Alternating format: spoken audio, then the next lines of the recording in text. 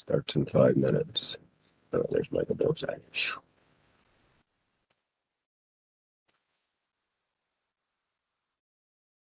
Good morning, Michael. Good morning. Oop, turn my volume up a little bit. Good morning.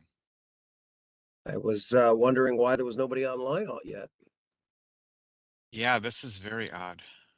Late start. Well, but the fact that you and I are both on means that we have the right links. Yeah, I sent the link that I used. I put it on my desktop and I sent it out to people. Huh. Interesting.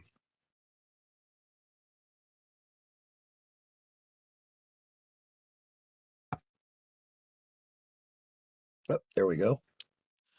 Ah, good. Okay. Good morning, Lillian. Morning. I think folks are having trouble getting in. Good morning. Oh, okay. Wonder why. Joyce told me she was. I think because there is an update. So when I logged in, it said like you had to download a WebEx update, and then I did it, and then I got in. So I wonder if there's some kind of new WebEx update. I don't know, but that's my. Usually, yeah, those aren't usually required. That's weird. Okay. It made me do it. So anyway, I'm gonna go off camera for a sec. Just go to the restroom, and I'll be back. Okay.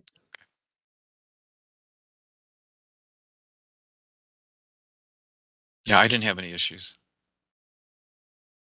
Yeah, I got right on. I did have a problem starting the live stream, but it is working now. So who knows? Yeah.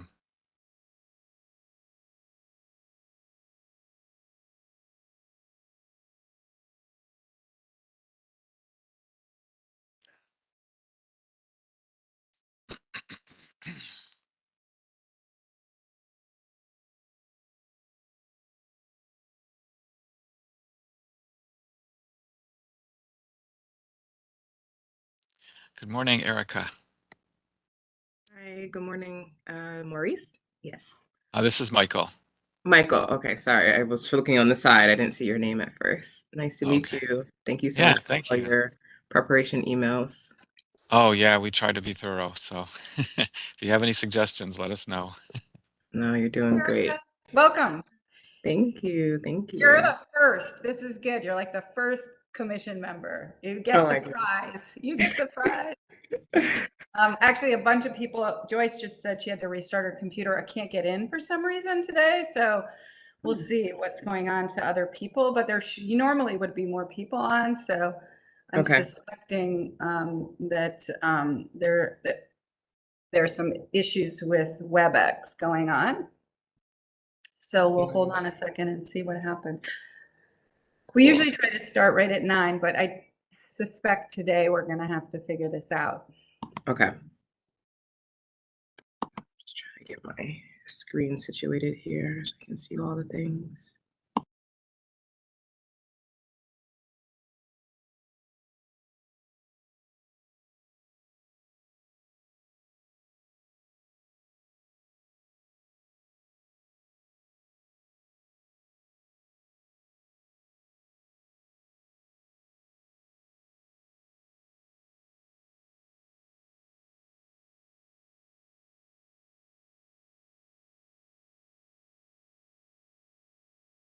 Good morning. This is Director Huang. I'm restarting my computer, but I'm on the phone for now. So I will need a few minutes. Having some technical difficulties with my laptop. I guess everybody's having problems this morning. Yeah. Weird.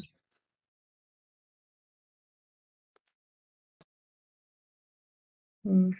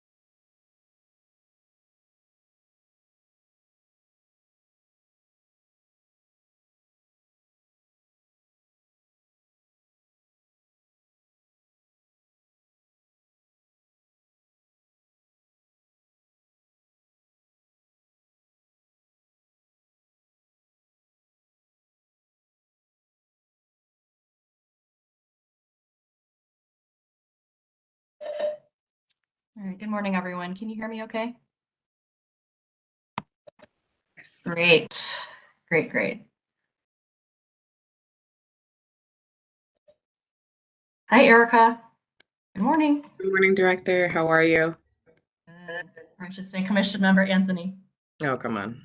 It's good to see you. As well.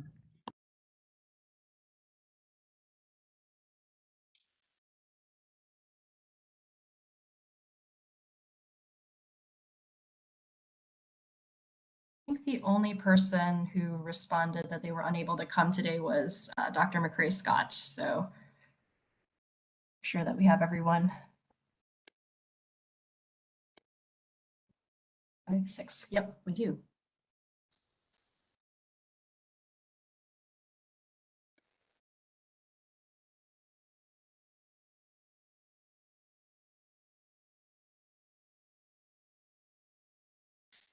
Chair Curry, would you like me to go ahead with the preamble? Do we have a quorum? Let's see. I believe we do. I see August, I see Charles, I see Diane. Yeah, I think we're good to go. So yeah, let's start with the preamble. Okay. Before I start, I just want to say it's really, really exciting to have a fully seated commission. And we're really, really excited from the administrative side. And Chair Curry will be welcoming and reading Commission Member Anthony's bio right after the preamble. But without further ado, I'll go ahead and read it. In compliance with notification requirements of Ohio's open meeting law and section 101.021 of the Codified Ordinances of Cleveland, Ohio, 1976, notice of this meeting has been publicly posted. All boards and commissions under the purview of the City Planning Department conducts its meetings according to Robert's Rules of Order. Actions during the meeting will be taken by voice vote. Abstentions from any vote due to a conflict of interest should be stated for the record prior to the taking of any vote.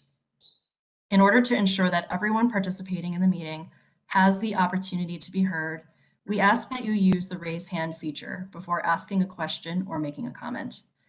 The raise hand feature can be found in the participants panel on the desktop and mobile version and activated by clicking the hand icon. Please wait for the chair or facilitator to recognize you and be sure to select unmute and announce yourself before you speak. When finished speaking, please lower your hand by clicking on the raise hand icon again and mute your microphone. We will also be utilizing the chat feature to communicate with participants.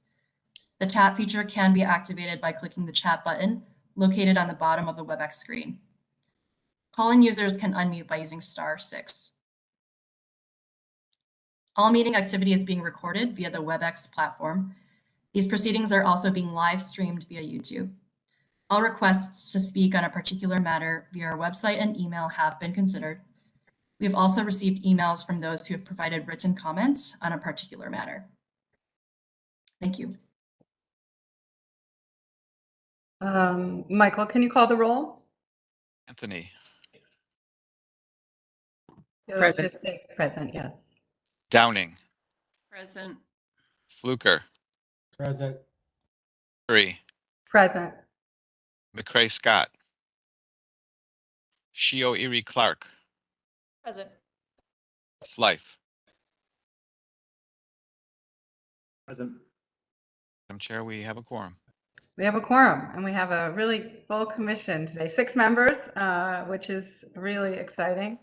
So I get the distinct honor to welcome our newest member, Erica Anthony. And I will say last week we welcomed Marika and saw in full force the impact and what she brought to the commission, which was really extraordinary. So thank you, Marika. It's already really kind of better commission because of you.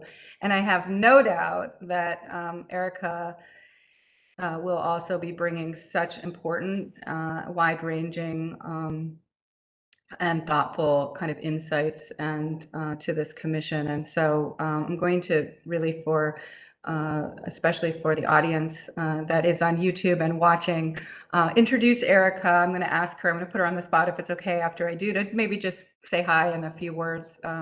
But it's truly an honor to have her here. She is the co-founder and executive director of Cleveland Votes, a nonpartisan democracy building and mobilization entity that aims to strengthen civic power for a more informed, participatory, and cohesive community.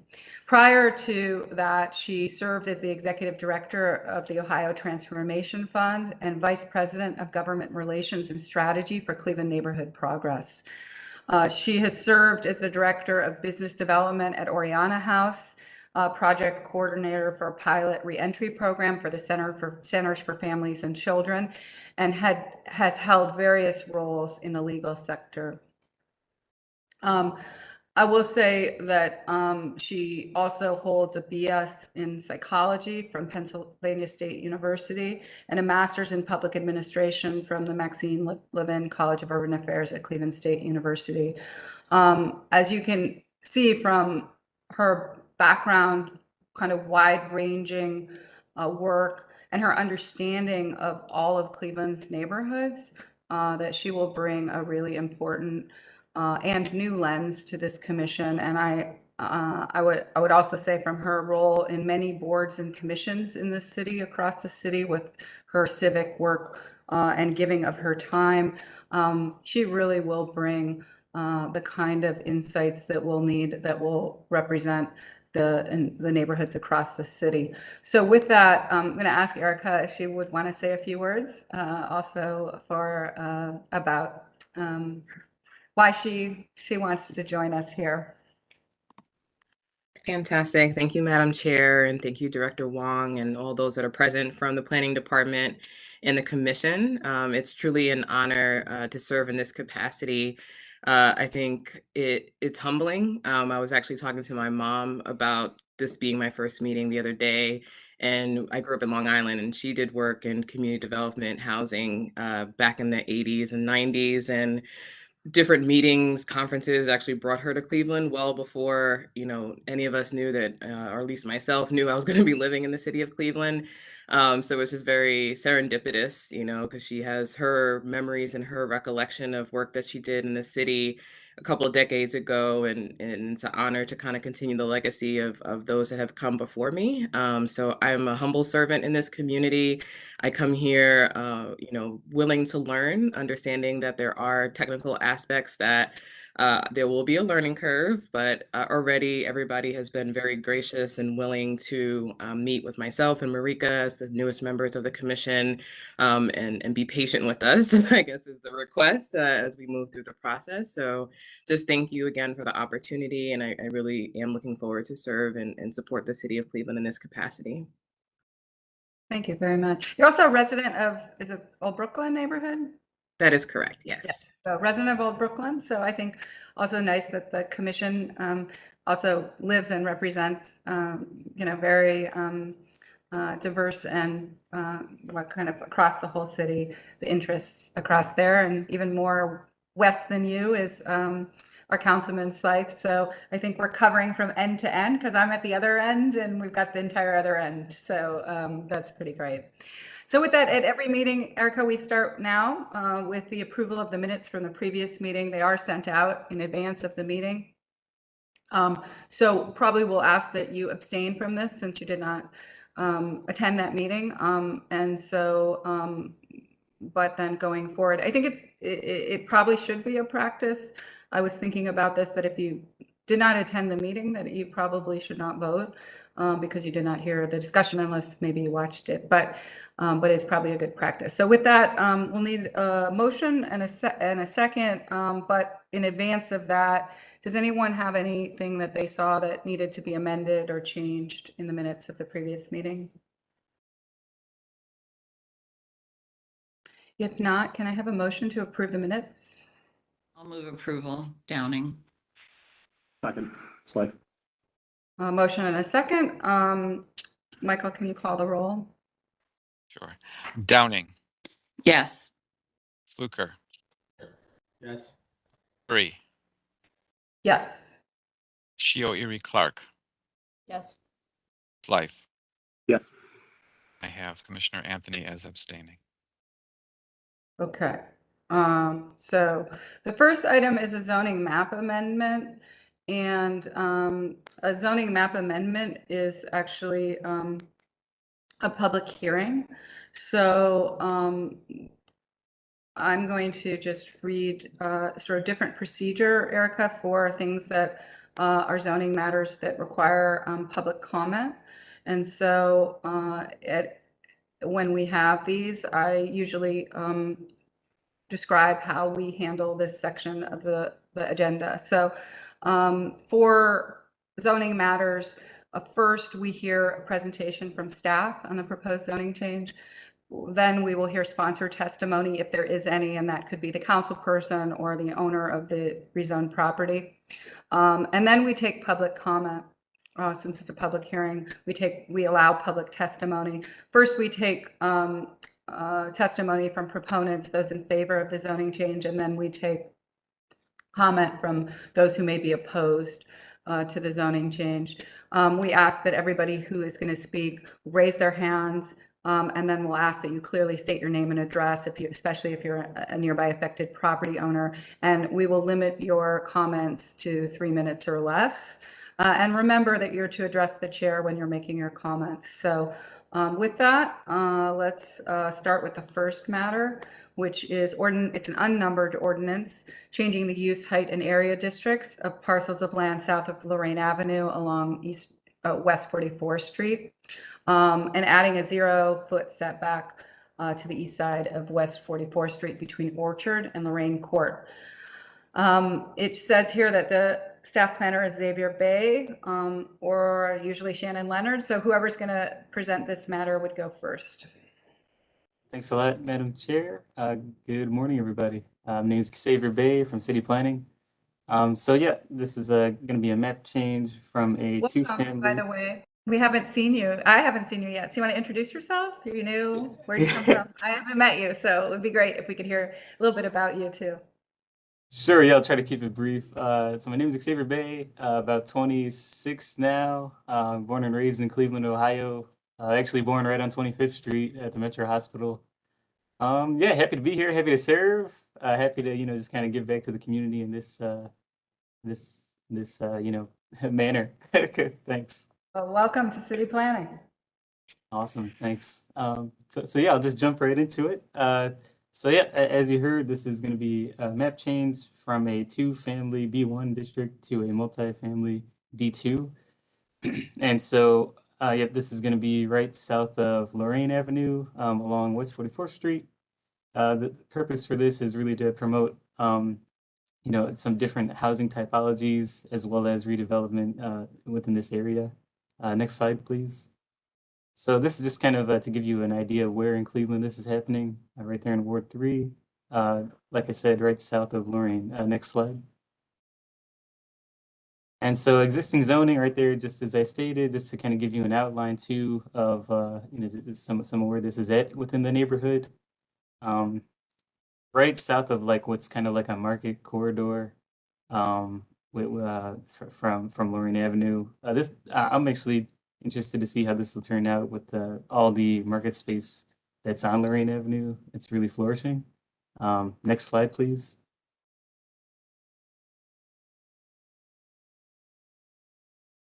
So this is also to give you an idea of kind of like what's happening in this neighborhood. Right now that this is a little outdated of an aerial, that house isn't even there anymore. Just to kind of give you a context of what the neighborhood looks like, how right of south of Lorraine, you have like a big residential district. Next slide, please. And so here are some existing conditions that you could see. The picture on top here is looking towards Lorraine, right there at the corner of Apple Ave and West 44th. And the picture on the bottom there is actually on the other side of the lot if you're looking south.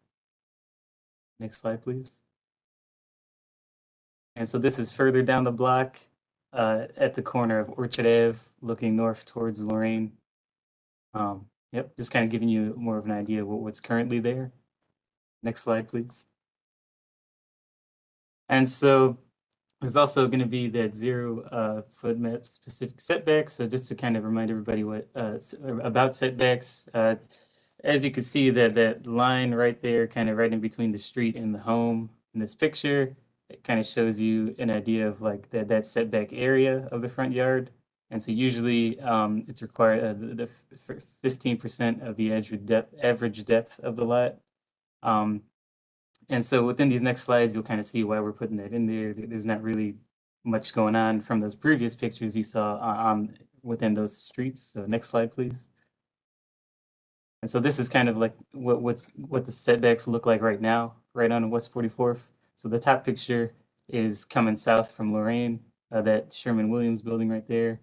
You can see that it's not really a setback at all. And then as you go further down the street, after those lots where we're doing a map change, you see like some of the current homes that are there, and just kind of like how the setbacks vary. Next slide, please.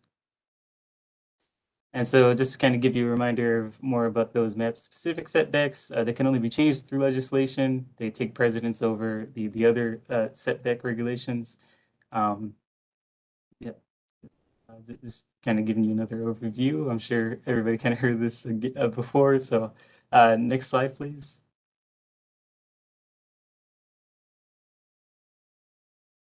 And so this is the proposed new districts that we're looking at here, multifamily D2, and then there you see the 0 foot specific setback right there on the east side of West 44th Street.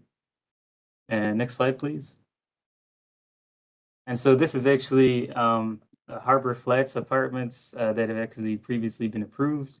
So the main reason that we're kind of doing some of these rezonings to really make some of this actually flourish, or make some of this actually happen. So right there, you're looking at the apartments that have been recently approved, and then to the south, which is actually to the left there, where you see that Harbor Townhomes Phase 3, is pretty much also included within this rezoning. But yeah, so just really making sure that we could do these things so that these can actually be buildable. Next slide, please. So this kind of gives you a picture of what from those previous presentations, just a reminder really of what these renditions look like. Next slide, please. This is the fronting West 44th. Another just kind of rendition of what's to come. Next slide.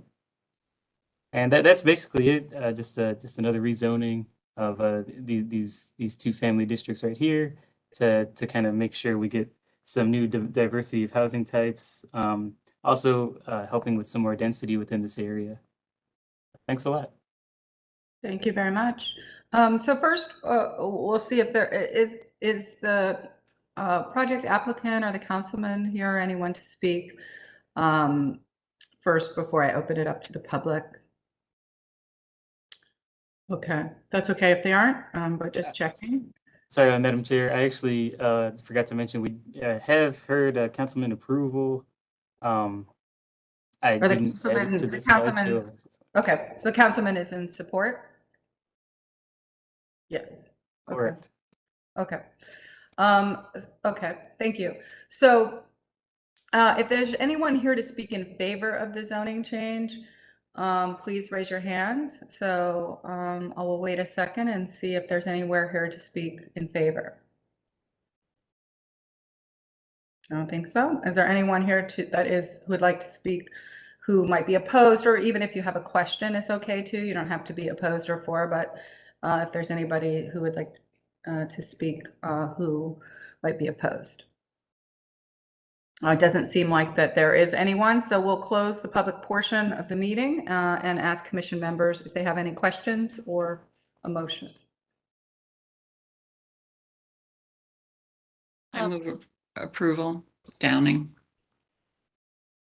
We have a motion. Do we have a second? Can I ask a question? Sure. I'm just curious. Hold on. For procedurally, sorry, Marika. Since we have a motion, can we have a second and then we can have discussion? Do we have a second? Yeah. Okay, we have a motion and a second. Now we'll open it up for any discussion, further discussion. Go ahead, Marika. Yeah, I mean, I generally think this is a nice project. I think it fits nicely on West 44th Street. My only question is, in terms of the kind of the rezoning, is there any language around sort of like tree cover, or the way that the like I'm mostly thinking of the tree lawn, but the way that that is treated within the zoning? Like, I guess it's a broader question just around zoning in general in this kind of context, where it's nice to see that there are trees shown on the site plan along the tree lawn, but I'm just wondering if that kind of thing is ever, that language is ever put in zoning amendments, or if it's really only kind of dealing with setbacks. To the staff, I'll let you answer that. My sense is that the zoning is really dealing with setbacks, land use, et cetera, and that not necessarily the trees or Just anyway that I guess that area where I don't know exactly where the lot line ends and where the. Yeah. So Joyce or Director Wong, or do you want to speak generally, or maybe Shannon, to sort of the differentiating role of what zoning's role is versus, let's say, something like trees or design related questions? Morning, Shannon Leonard, Chief Zoning Planner. So that was a great question. So for rezoning, we generally don't discuss things in the tree lawn. Our zoning code as is does speak to landscaping and screening. In this specific instance, the development is proposing, I believe, a 5-foot setback. And so we are mapping a map setback because of how yards work in our zoning code. You can't use the corner lot of Lorraine in that building that is on the 0 lot line. And so that's why we're really proposing the map setback here, but that is separate from what trees are required and as if it was like a frontage strip or landscaping, or how it relates to the tree lawn. Other parts of our zoning code do speak to those items, as well as it's part of the design review purview to discuss landscaping. But as it relates to map changes, we're specifically just talking about land use regulations as it relates to like building, siting, setbacks, et cetera. Okay, Thank you, Shannon. The only thing I'll add is that tree lawns are typically in the public right of way, which is the city's realm. And so the zoning really pertains to within the parcel and the lots. So. Got it. Okay, so technically this is a 5-foot setback, but just because of the way the zoning is done, it's shown as 0 lot line. Because that's where the lot line is. Yeah. Okay. Yeah. The setback is based on where the parcel starts. Okay. So then would the design of this building then come back before us more for a design? We already saw it. This is in retrospect. We actually already approved this one. Okay. I think they're just trying to make sure this can get through the process.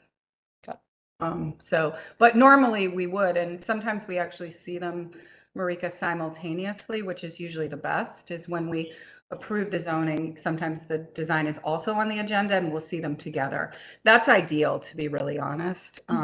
So that's the kind of ideal condition there. I will say you are asking a larger question, which is an interesting one. We're not going to answer it today, but in what aspect can the city compel people to add more street trees? I think that's the question you're asking. That's my actual question. Yes, and so I'm not sure in the in a zoning mapped amendment it's the right place, but I think the question is a good one, which is, since we care about tree canopy and planting more trees in the city, where is the right place? And I think that's the challenge to the staff to think about.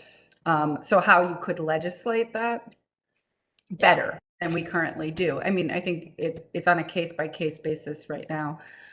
So that's a challenge to the staff to maybe think about that a little bit more and bring it back especially as they think about a new form-based code and where it might fit there. That might be a good place. So yeah, and I think it would be, a useful exercise to sort of think about if there's ways that new developments, there could be a way to sort of standardize in the addition of street trees and plantings in places where those don't exist rather than it always being a case by case basis. And if the people there forget about it, then it just doesn't happen, right? So that's kind of, but anyway, yeah, I was just thinking about it with Mayor Bibb talking about it at COP27. And we have precedent because we do have that with parking lots, right? So when I think about how it was done around, if you're going to build a parking lot, then you have to do X, X, and X. You know, I think that there is some precedent there. So, well, that was a good discussion. So we still need to call the roll. So we had a. Could I add one thing to the discussion, Lillian? I know, I don't want us to be here all day, but this is something that I've kind of spoken about in the past. So I'm not an architect. I don't know how hard it is to do these renderings, but they never show power lines. And if you look at West 44th Street, I can tell you now, urban forestry, the division of the city's going to be opposed to planting trees in the tree lawn here because there's overhead power lines. So I bring it up because Marika had noted the large trees on the private property, and we do have an ordinance that says if you're going to disturb an acre or more, you have to preserve trees or pay into a bank that will allow us to plant, trees of a comparable, that will grow to comparable size. I think the challenge is, and we're all about urban dense development, but when we end up with these projects that are at or near the sidewalk with a tree lawn with power lines, which is very common in Cleveland, and then parking in the back, we end up losing spots to build, to plant trees in the tree lawn, but also to plant trees that would grow to like an oak or a maple in the rear because it's parking. So it's something that I think that would be, I would almost say worthwhile for us as a commission to kind of do a separate session on, of trying to understand how design review kind of intersects with the realities of urban forestry and how we need to kind of build that into our analysis. If I may, to the council member, yes, if you see in the chat, or maybe that's a chat to me, the urban forester, Jennifer Kipp, has been involved in our PetBot process, which is our public realm, public right-of-way, process site-specific to each development. I also do want to clarify, it's not that the overhead lines prevent tree plantings from the urban forester's perspective, but they have to be the right species that will not grow into the lines. And there are many different types that can work. It's really the width of the tree lawn that is an issue. They do have to be a certain width in order for them to mature and survive. But to your point, Councilman, we're not going to get huge leafy trees with overhead lines there. But it doesn't mean that we can't accommodate them. Thank you. All right. So can we call the roll? Anthony. Approve. Downing. Yes. Fluker. Yes. Curry. Yes. Shio Erie Clark. Yes. Slife. Yes. Motion carries. A second zoning map amendment is to change the use height area of parcels of land east of West 25th Street and adding a 0-foot specific map setback on the easterly side of West 20th and the northerly side of Moltke Court. I believe, is Marika going to abstain from this one? No, this is I don't not. believe so, no. There's another one. Okay. So with that, I'll ask the staff, is Shannon Leonard, to present. Good morning, Shannon Leonard, Chief Zoning Planner. So the purpose of this, again, this is for a project that has already been approved, and actually they have building construction permits already in. And so this is really just a misstep in our process. As stated previously, we generally like these to go either before or in tandem with the design review process. And so this one is really just to ensure that the new development is buildable as approved by you all previously. Without adding a specific map setback, the building would not be, it would have to be set back 15% of the average depth of the lot. And so BZA does not have the authority to grant a front yard setback variance. And so I'll kind of walk you through that. And then it'll also prevent a split zoning issue once the lots are consolidated. Next slide, please. And so this is the current zoning. This was part of a previous zoning for the Queen Barbara Vega area back in 2019. It was a map change 2585. And so this is just where this is located there. Previously, the zoning was 2-family, and we're proposing to change it to it's multifamily, and we're proposing to change it to limited retail. Next slide, please. And so these are just giving you some existing conditions. This is south of the APL, where you'll see in the future another project going. This is also immediately to the east of the Trio project along West 25th Street. And so this is just giving you some context photos of what this street, this corner looked like back in 2017 and 21 and 2019. Thank you. Next slide, please. And so this is just giving a reminder, this is the West 20th Apartments by the Geist team that was previously approved by you all.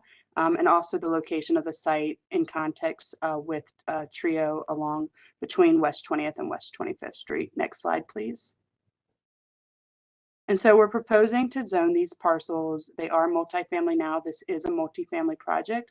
They are not proposing any retail, but once they consolidate these parcels with the parcels to the rear, they will incur a split zoning issue. And so we really don't like to see that because you generally have to divert to the most restrictive zoning. And so we're just consolidating all of that into limited retail, same area, which is G2 and the height 2, and then adding the 0-foot setback along West 20th and Multi-Court. Next slide, please. And so why that's important is they are demolishing the context on this lot, on these, on this corner. And generally when that happens, you have to be set back 15% of the average depth of the lot for residential units or residential units within any other district. I apologize. And so the other option is to align with existing units. And so generally you have between 2 intersections on the same side of the street. And so in this case, they are removing the context. And so because they're removing the context, they would divert to the 15% of the average depth of the lot. Next slide, please. And so the existing context or the previous context was anywhere between 0 feet and about 7 feet on this side of the street.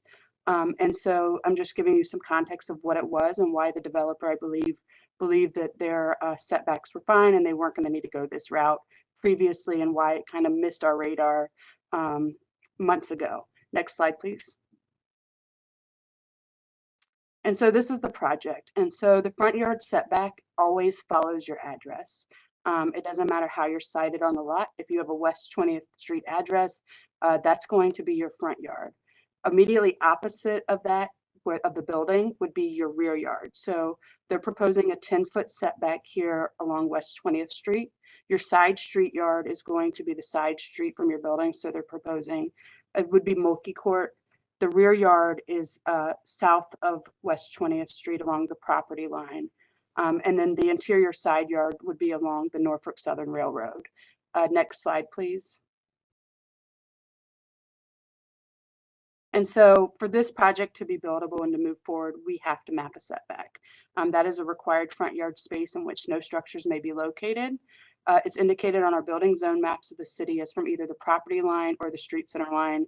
It takes precedent over all other setback regulations. So that 15% we talked about, this takes precedence, and it can only be changed through legislation such as this. Next slide, please. And so that's what we're proposing. We're doing limited retail G2 to match this zoning on the adjacent lot so that we don't create a split zoning issue. And then we're adding that 0-foot map setback along West 20th and Multi-Court with the understanding that West 20th will actually have a 10-foot setback, but we're proposing that 0-foot so that they can move this project through the process since they already have construction permits in. Thank you. Thank you. I guess I'll ask as a councilman in support of this as well. Yes, we received support from the councilman as well as the neighborhood planner and Okay. Tremont West. Okay. And is there any applicant or that is here to speak to this before we take public testimony? Okay, so we're going to open it up to public comment. First, any of those in favor of the zoning change, you can raise your hand and we'll call on you. I don't see anyone. Are there anyone opposed to this zoning change? Or anybody who would like to speak or ask any questions? I don't see any. So we'll close the public portion of this. Oh, wait, I see the director. We'll close the public portion and then ask that commission members or the director, if anybody would like to say anything before we ask for a motion. Go ahead, Director Wong. I just have a point of clarification for Shannon, Chief City Planner. Wondering, I think you referenced the railroad in one of your slides, but does that need to be in the language of the legislation on the first slide? No. Okay. So what's shown on the what's shown as the ordinance proposed is good as is. Okay. Okay, we can move along. Thank you. Okay. Commission members, any questions or discussion or motion? Madam Chair, I just wanted to say, as always, Shannon explains this clearly. I hope that, and I believe this is in process, that we figure out how to address zoning before we approve projects in the future. That would help us make more informed decisions as we move forward. Thank you. And one idea there might be that that Shannon, when we do see projects, especially dense ones that are up against, kind of especially property lines or things like this, that even if we're not doing them simultaneously, at least for the commission, we could identify that there will be some zoning inconsistencies that we will address. I think that might be very helpful. Does that make sense? Because in order to the zoning code does prohibit a lot of the things we want to see, right? Sometimes, and I think sometimes it's just being aware that when we're seeing our project that they will have, that we know the inconsistencies or the places where they will conflict, and we make that informed decision that even if we do approve this design August, that we do know that they will be back with to change the necessary zoning ahead of time. And does that make sense, Shannon? Yes, ma'am, it does. And we actually have a project today where we'll walk you through some of the zoning changes that need to be made if the project is designed as presented. Perfect. So you're one step ahead of us. So one step ahead of us. So thank you very much. All right, can we have a motion? I move approval, Downing. Second, Fluker. Motion and a second. Can we call the roll? Anthony, Yes. Downing, Yes. Fluker, Yes. Curry, Yes. Shio Erie Clark, Yes.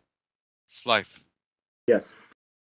Motion carries. Thank you very much. Next item. We have a lot split and consolidation. It's permanent parcel number 003-30-122 and 123. This is at 4110 and 4114 John Avenue. Tyler, are you here to present? I am here. Good morning, everyone. Good morning.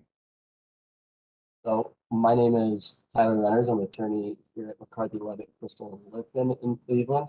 And I'm here today on behalf of Steve Mott, Hannah Wild, and Clara Wolverton, who jointly own this parcel here you see on your screen outlined in yellow.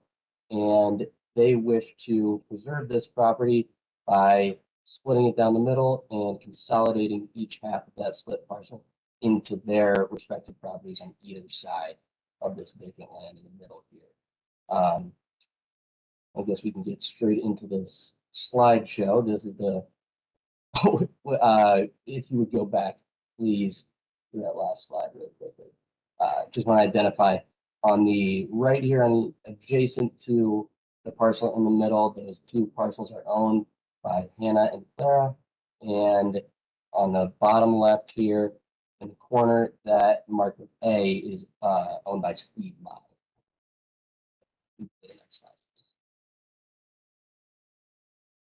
So here we have another aerial GIS view, just further zoomed out. You can see the property is located just about on the corner of John Avenue and Randall Road, just off West 44th Street.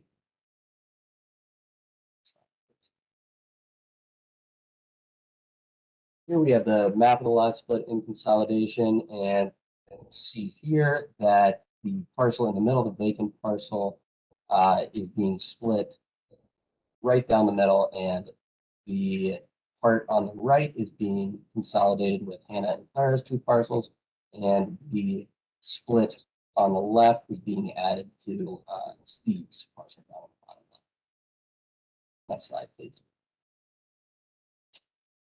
Here we have the map of lot split and consolidation superimposed over an aerial view of the property. And again, Steve's property down on the bottom right or bottom left, Hannah and Clara to the right. And in the middle here, we can see the vacant nature of the property space. Next slide, please. Here we'll get into a few photographs of the parcel. This first photo on the left is looking from the back of the vacant parcel out towards John Avenue, and then we have Steve's property on the right, and the picture on the right, we are looking sort of from the corner of Hannah and Clara's property and John Avenue back over the vacant parcel towards Steve's property there. Next slide, please. Again, on the left here, we have Steve's property on the left, looking back with the back of the vacant parcel. And on the second picture on the right, you're looking out towards John Avenue over the vacant parcel with Steve's property on the right. Next slide, please. This last group of pictures here are looking out over the vacant parcel towards the back of it, with kind of from the side of Hannah and Clara's property here on the right-hand side of each picture.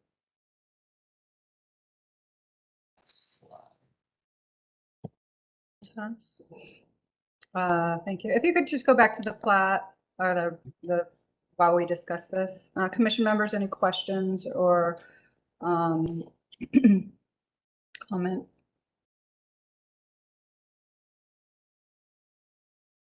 Okay, can we have a motion then? I move approval, Downing. Second slide. We have a motion and a second. Can we call the roll? Anthony, Yes. Downing, Yes. Fluker, Yes. Curry, Yes. Shio Erie Clark, Yes. Slife. Yes. Motion carries. Thank you. Thank you very much. Thank you, everyone. Yep. Next item is new townhouse development in a 2-family district. And just curious before I start, is this a design review matter or a zoning matter? Why is it classified this way? I think this is Paul Began. Thanks, Ms. Curry. Matt Moss, our planner, is on here. I think the reason why we are before you is because there may be later phases of this townhouse development, and that's why. So the 3 townhouses that are here would normally not be before you. That is correct. Okay, hold on, Paul. Not for you, for staff. What is, if you go back, is this a design review case? I clarify. So there are 2 agenda items. One is for this townhouse development in 2-family district, and then following this, there is a design review for the actual project because it is multi-phase and has more than 5 units proposed. But what is the action of this one? Is it a zoning change? This would be conditional use for townhouse development in 2-family districts. Okay, so this is a conditional use case right now, correct? Right, and Shannon will be presenting this portion of the case. Just curious, just how it's classified isn't clear. So for next time, so it's for a conditional use permit, and we'll probably have 2 motions then, obviously. We'll see a presentation of it all together, including the design. And so the first item is a conditional use permit for permanent parcel number 007-0 9-112 and 1111. And that's at 2211 West 30th Street. And if you can go to the next slide, just so the commission knows they're together. The second is that it's a design review case as well. And you'll see that it was approved with conditions. So as you see the presentation, there's a condition to reduce the guest parking in the rear by half and create outdoor space. And then there are some additional recommendations, not conditions here. To this then, Paul, I'm going to need to swear you in, and anybody else who's speaking from outside about this matter. Do you swear to tell the truth, the whole truth, and nothing but the truth, as you shall answer to the penalty of perjury? I do. Anybody else on your team, or are you running solo today? I believe Matt Burgess is on. I don't know if he's going to speak. Okay. Would he like to speak? Then he should say aye too. All right, I guess not. Okay. So Shannon, go ahead and give us the context, please.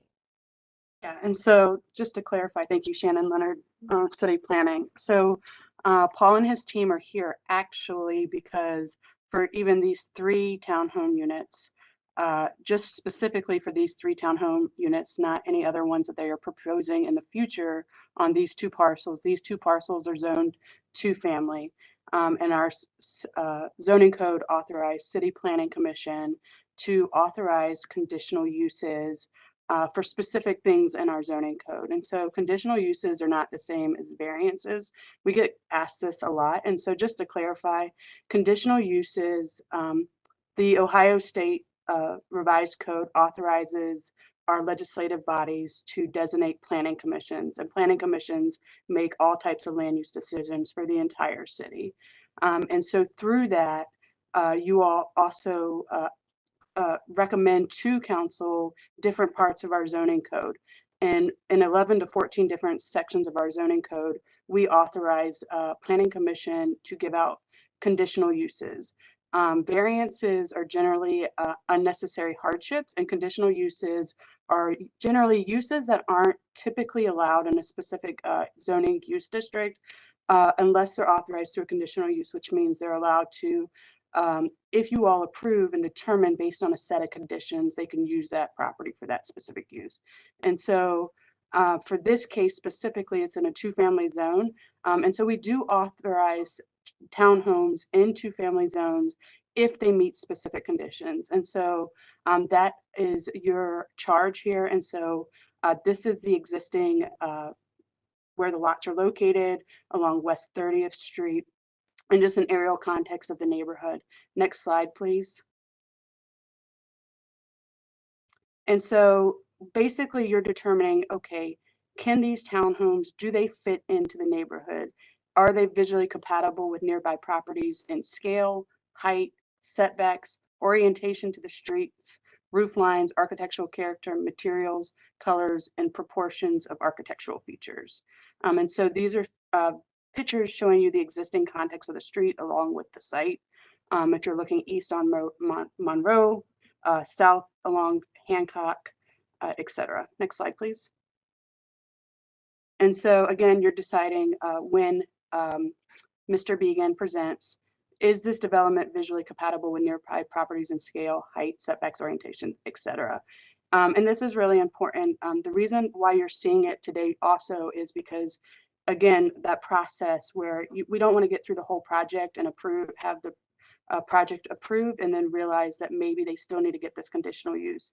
We believe that the appropriate time for the Planning Commission to determine if they can get this conditional use would be at the conceptual phase, because this is when they're going to be showing you how they subdivide the lots, etc., and if it really fits in on that street. Thank you. Next slide. And again, this is just showing you the layout and is the development site layout arranged so to create visual interest, promote security and safety, promote safe, efficient, and comfortable pedestrian and vehicle circulation, and are they conserving natural features and providing usable, common, and private open space? So these are the conditions that you're looking at to make sure they meet to approve them for the conditional use. Next slide. And then I'll turn it over to Paul to present to you his project. Shannon, just a note of clarification. Is the conditional use require, is it a public hearing? It is a public hearing, but it doesn't require us to send out public notices at this time. Does it require that we take official public comment? You guys have taken official public comment in the past, but I'm not exactly sure if it's a requirement. Maybe Michael Bozak could lend a hand in that. What do you think about that when we get done with Paul's presentation? I'd rather err on the side of allowing anyone to speak who might be here, so I will do that. And I also see that Erica has her hand up. Did you want to say something before the presentation, Erica? To the Madam Chair, to Shannon, yes. And if you can just go back one slide, and this may be detailed further in the zoning code. I guess I'm looking for some more definitions around how we assess what is laid out on this particular slide. So when you were describing, does this new townhouse align with the aesthetic of the neighborhood with these different features? Is there somewhere where I can read more about how we are discerning?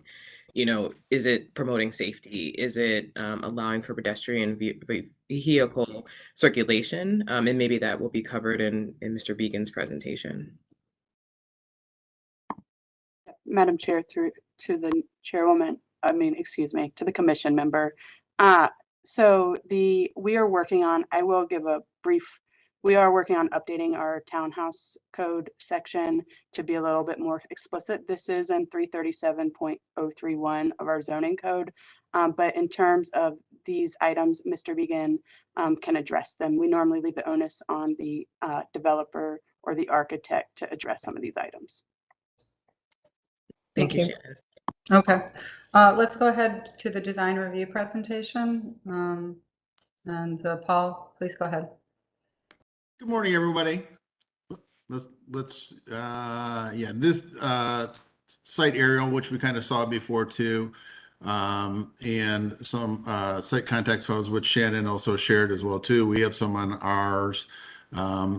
We also included a couple other projects in the neighborhood, not necessarily on this particular street, to give a little bit of context. We go on to the next slide. Yes, we could have designed this. There's 3 townhouses on 2 parcels, right? We could have put 2 on one parcel and 1 on another, and not made it so that we needed to do a conditional use. We'd still have, 2 families on 1 parcel, which is permitted in this district.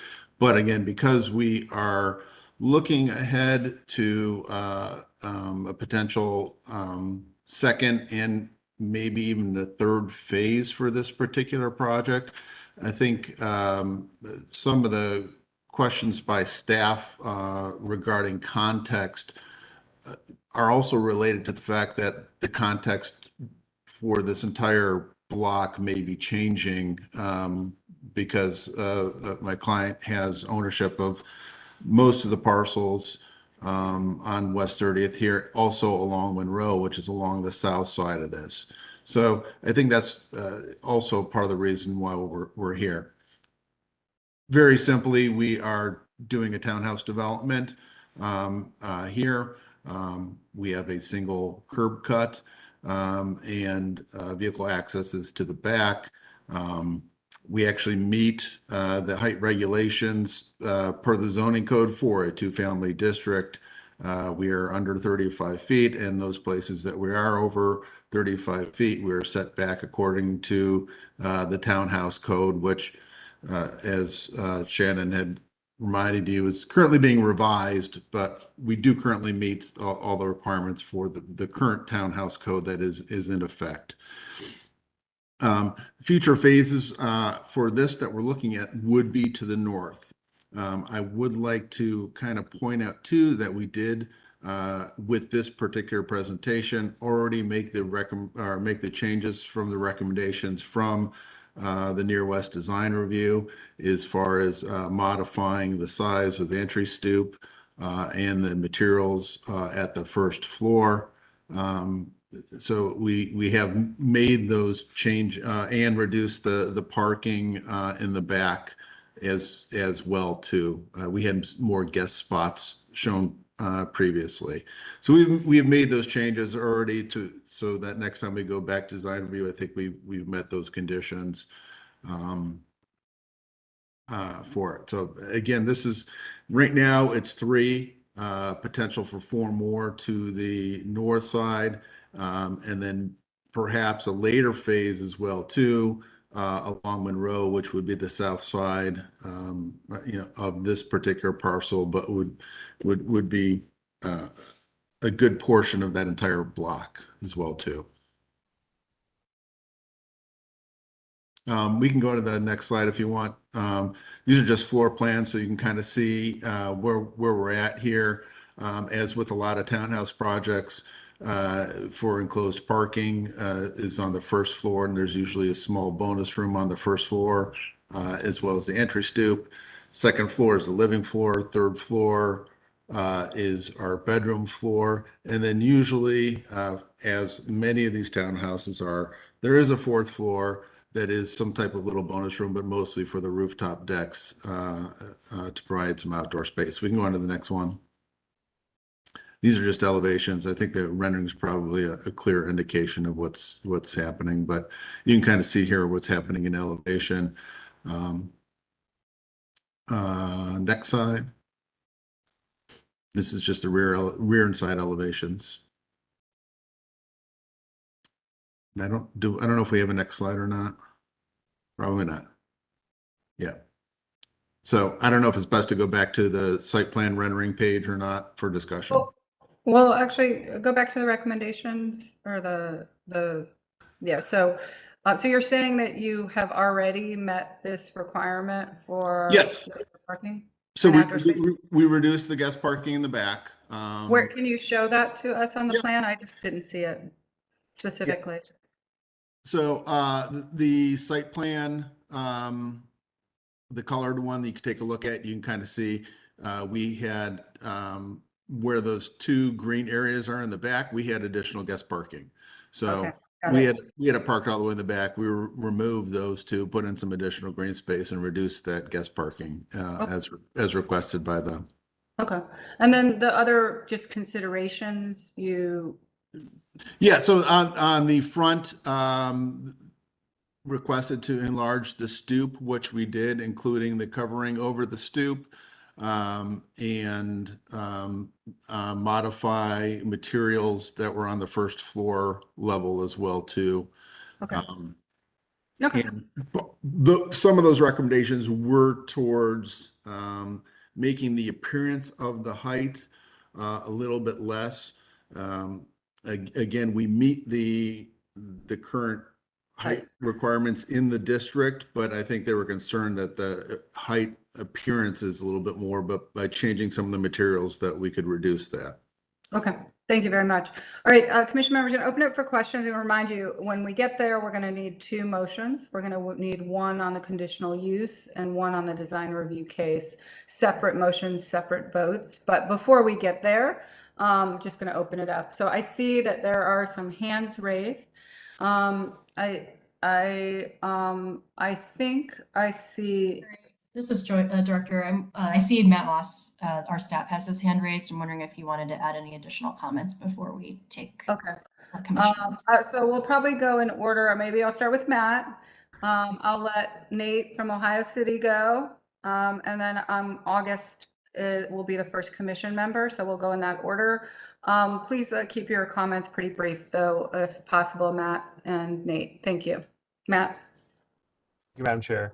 I just want to speak briefly about the context and how compatible these townhomes are. I think we've done a good job so far working with Paul and the design review committee to make some changes already to this project. I just want to draw your attention to some of the common questions and concerns we get about compatibility with townhomes like this in districts like this. We have a context here that's 2.5 story homes, and when we have townhomes like this, because of the nature of their design with an attached garage, that's generally a big reason why we see projects pushing 3-4 stories because of that form. And this is a site where there's at least the possibility of having a lower form design with a detached garage, just given the depth of the lots. But that creates some trade-offs, right? You lose the guest parking, you lose some common outdoor space, which is something we strive for also in the townhouse code. So I just wanted to point that out, that is a trade-off here. And oftentimes we don't have that choice. Typically, we're looking at these types of projects on lots that aren't deep enough to create an alternative form here. And so I don't think there's necessarily anything wrong with these townhomes, but I just wanted to draw that condition to your attention so you could be aware of that and possibly have some discussion on that and ask some questions of the applicant. So that's a trade-off here that we see as staff. So I just wanted to highlight that. Okay, thank you. Nate?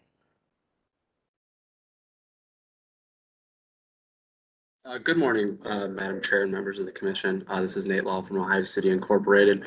Just wanted to request today that the developers and architect meet with us to go through the community process, as this may be a multi-phase project. Thank you. So you're saying basically like, since they own quite a bit of land and will be continuing, that you would like to see them engage with you and the community on this going forward? Yes, thank you. Okay. And Did they not? we do did they plan to not do go- so, Nate. Right, but did they not go through local design review too? Yeah, anyway, that's okay. So August, to you. Yes, Madam Chair, to the applicant and to staff, I am, although I hear what everyone's saying about compatibility, I can't see it. You know, again, you know how I feel about postage stamp design. I have no idea how this fits into the neighborhood because there's no graphic, there's no aerial with this project dropped in or there's no 3-dimensional. I just don't know. It's hard for me to opine on the appropriateness of this design because I can't put it where it's located. I'm just looking at a plan and a rendering that's isolated. So I just wanted to share with you my thoughts. Thank you.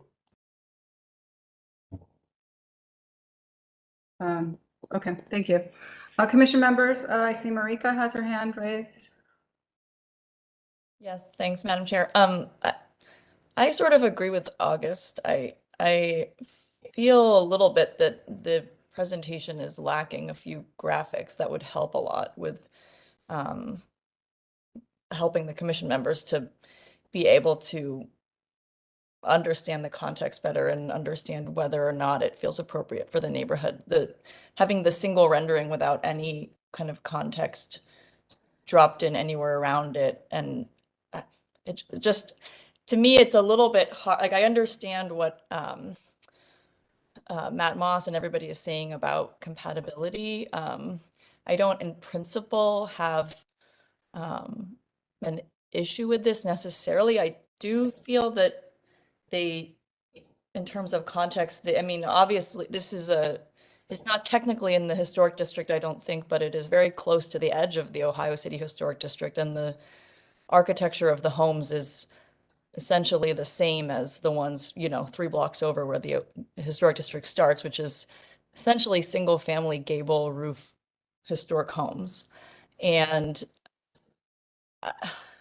having a little bit of trouble kind of understanding the argument of what makes this project compatible with the neighborhood, especially knowing that there is the plan, I'm assuming, to demolish those 2 white houses and build 4 more townhomes or even more, which would then create a very different context to anything that we see around. The examples of townhomes that are shown on the site plan are pretty far away, and on Fulton, which is a really different context than this small residential street. So I'm just feeling a little bit like I don't know that I have the information to make an informed opinion on this. Thanks. Okay.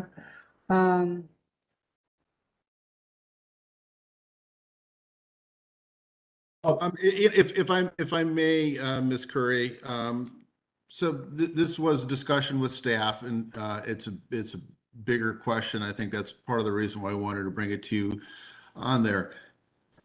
As a standalone project, yeah, and maybe they're not so contextual. As a bigger project, maybe the architectural. Honestly, this is very similar to your very first case that you had here, right? You had a street that was normally all single family houses and hey, let's put an apartment building on here. We're changing the character of the neighborhood. And yes, it's close to a corner. So it's a little bit different, this, and we're extending that corner farther down here. But again, this is kind of, this is really looking at maybe being a transformative, changing the context, right? Maybe 20 years ago in Tremont, right, people said, why would you build that townhouse there? If you look at the diversity of housing that you have in Tremont now, I think, over the last 20 years has been successful. This is south of Lorraine. This is a transformative neighborhood. Those two white houses that are there, I would think that even staff would think are really no reason why they should be there, because they have not been maintained, and there's nothing great about the historic or the character of those particular houses. So again, I think to August's point, we are showing pictures, right, of the surrounding neighborhood. There's a lot of empty lots. There's a lot of houses that are not in great shape. It's a neighborhood or area that's in transition. Okay, thank you, Paul. So I will say, I think what they're saying is that you didn't tell a story that showed the rationale or compelling reason why you addressed the context. I think that's what August is actually saying. It's not there. It's not that there may or may not be. It's that this was not that you didn't make the proper case one way or the other. So with that, there are quite a few hands up. So let's keep moving. Can I ask Anthony who do you represent the project or from the community?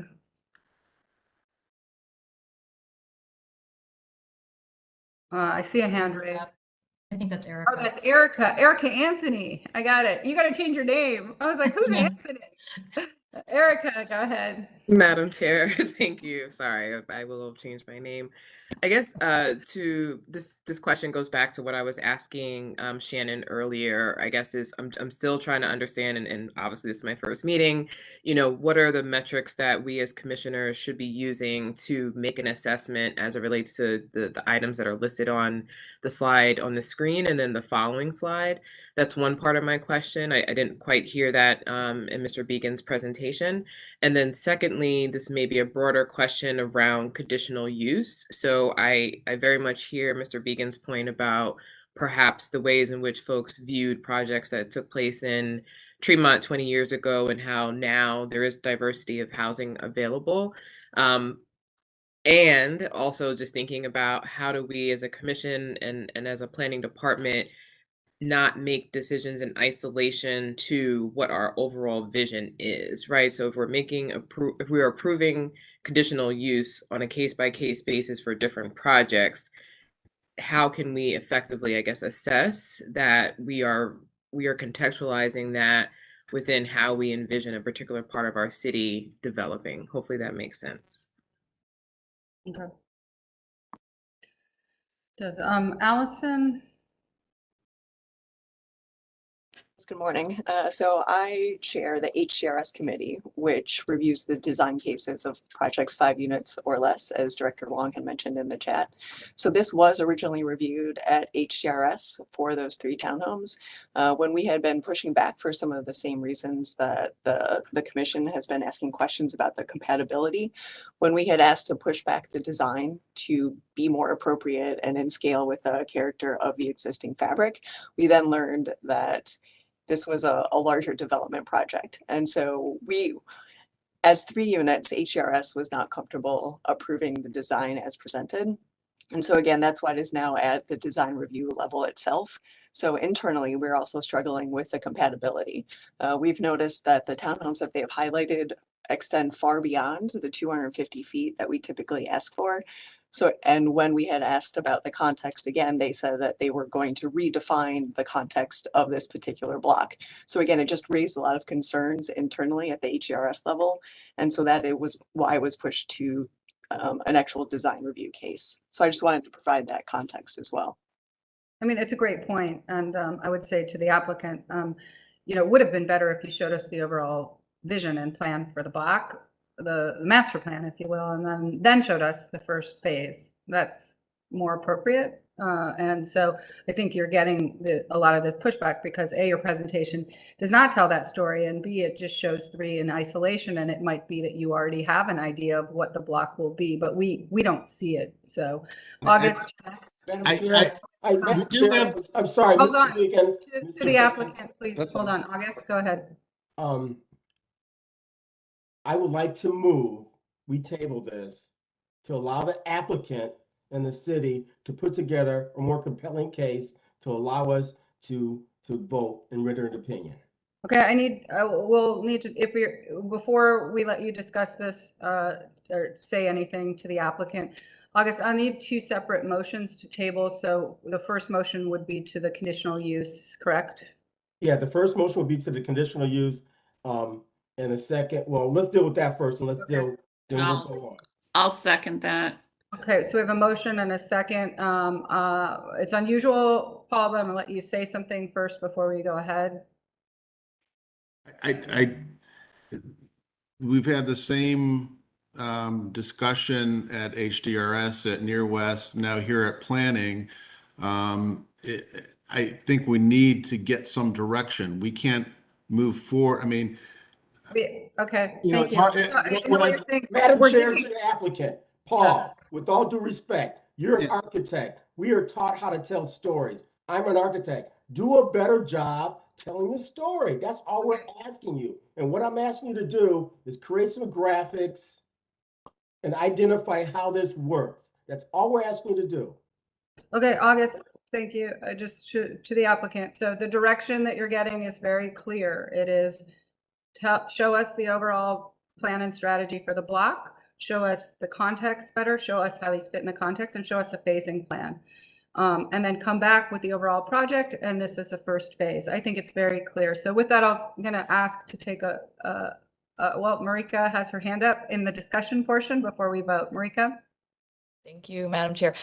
Paul, I think one other thing that would be helpful is just showing things like heights in the context. If you could show a couple of street elevations showing, you know, these buildings in context with the other houses around, especially with all 7 next to each other. I feel like you mentioned there might even be a 3rd phase or another site of this. So I think being able to see everything cohesively, including you know, any off-street parking plans that extend through this entire site, those kinds of things would be very helpful. And I think, yeah, thank you. So I'm going to call the roll. Anthony. Yes. Downing. Yes. Fluker. Yes. Curry. Yes. Shio Erie Clark. Yes. Slife. Yes. Motion carries. I need a motion to table the design review item. I move to table the design review item. Downing. Second, Fluker. Motion and a second. Can I call the roll? Anthony. Yes. Downing. Yes. Fluker. Yes. Curry. Yes. Shio Erie Clark. Yes. Slife. Yes. Motion carries. Thank you, and we'll look forward to seeing you when you're ready. You're welcome to come back as soon as you have the presentation ready, and staff can get you back on the agenda. I don't think we want to hold this up, but I think we want to do our due diligence. And I think it's also important that when you've heard these comments from multiple phases of review prior to us, I think it should have told you that we would have needed to hear the same things. Next item.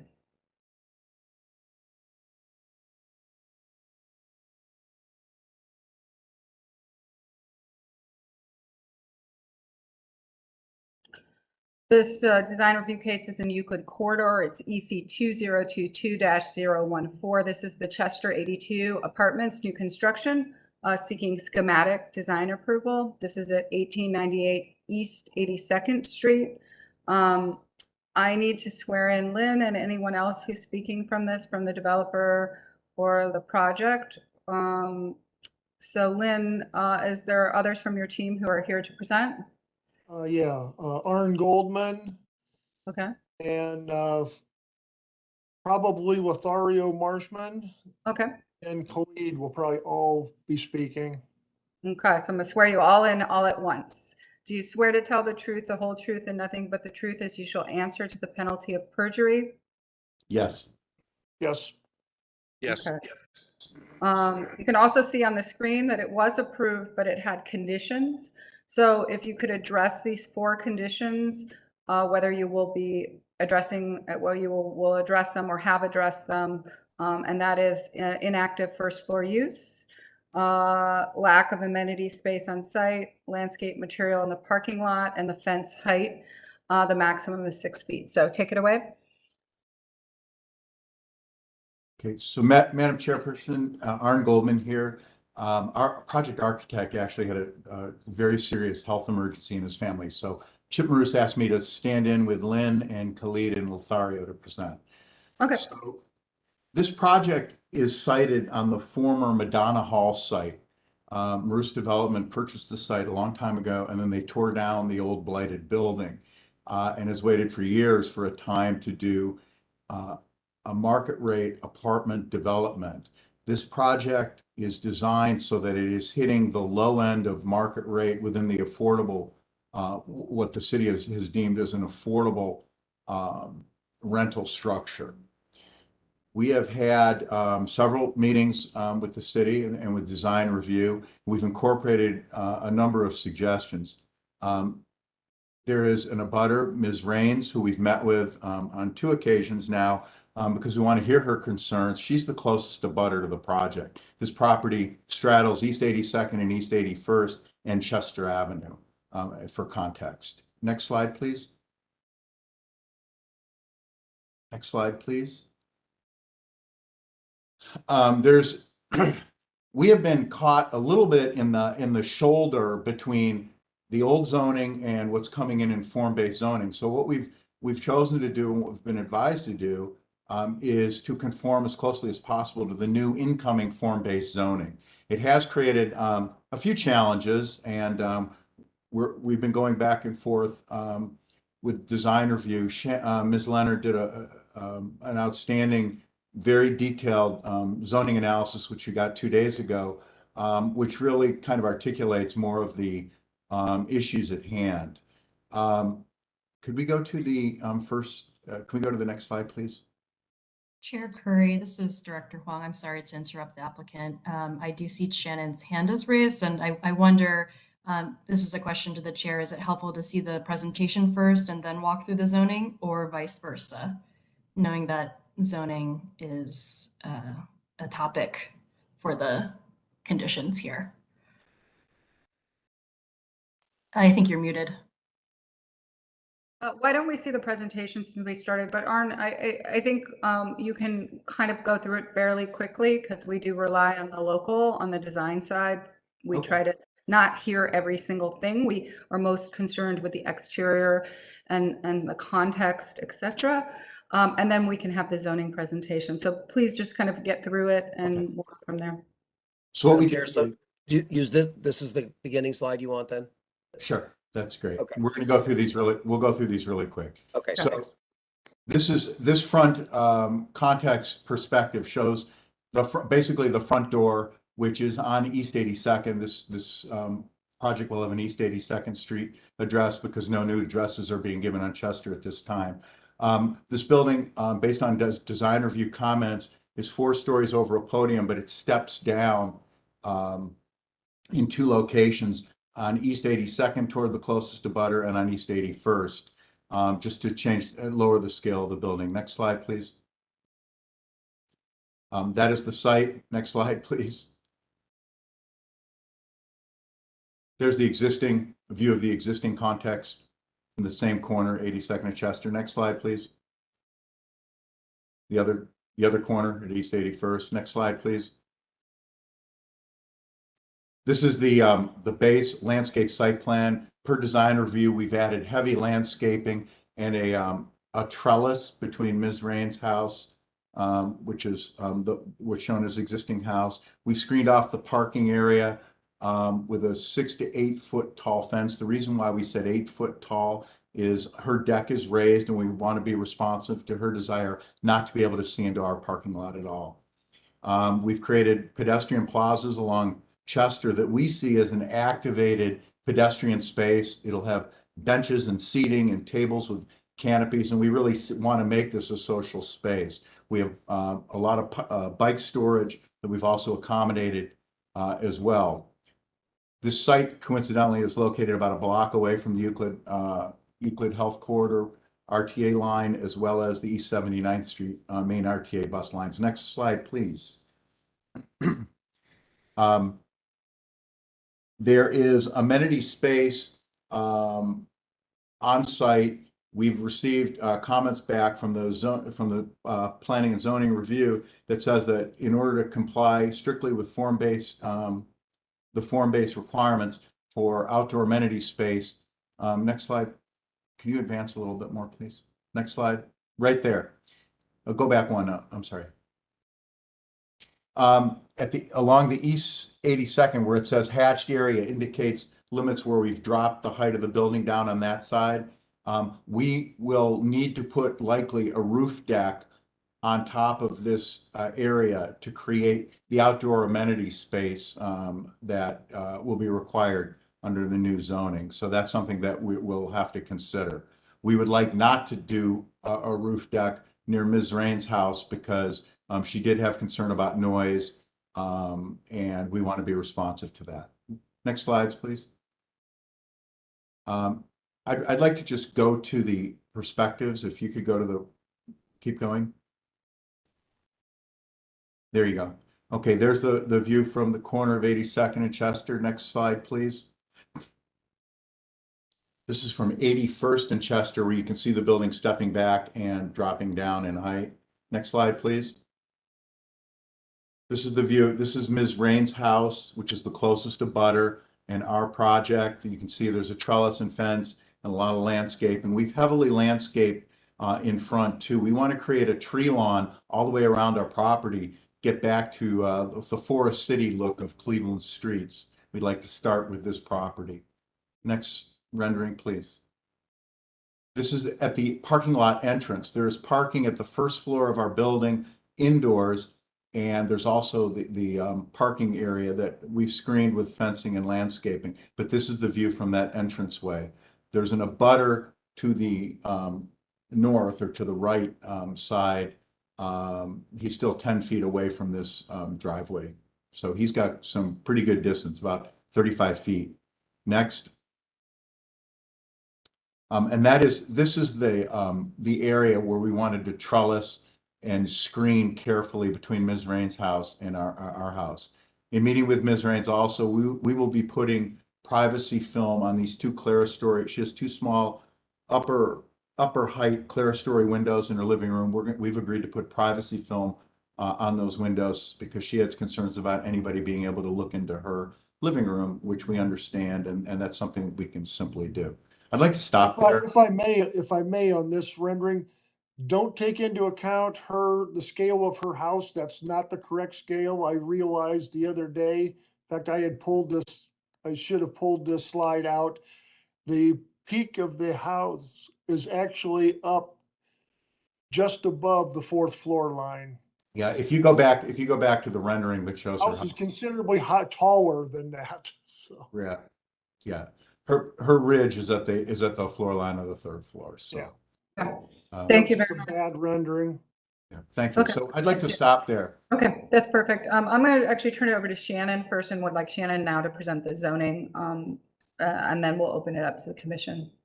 Okay. Good morning, again.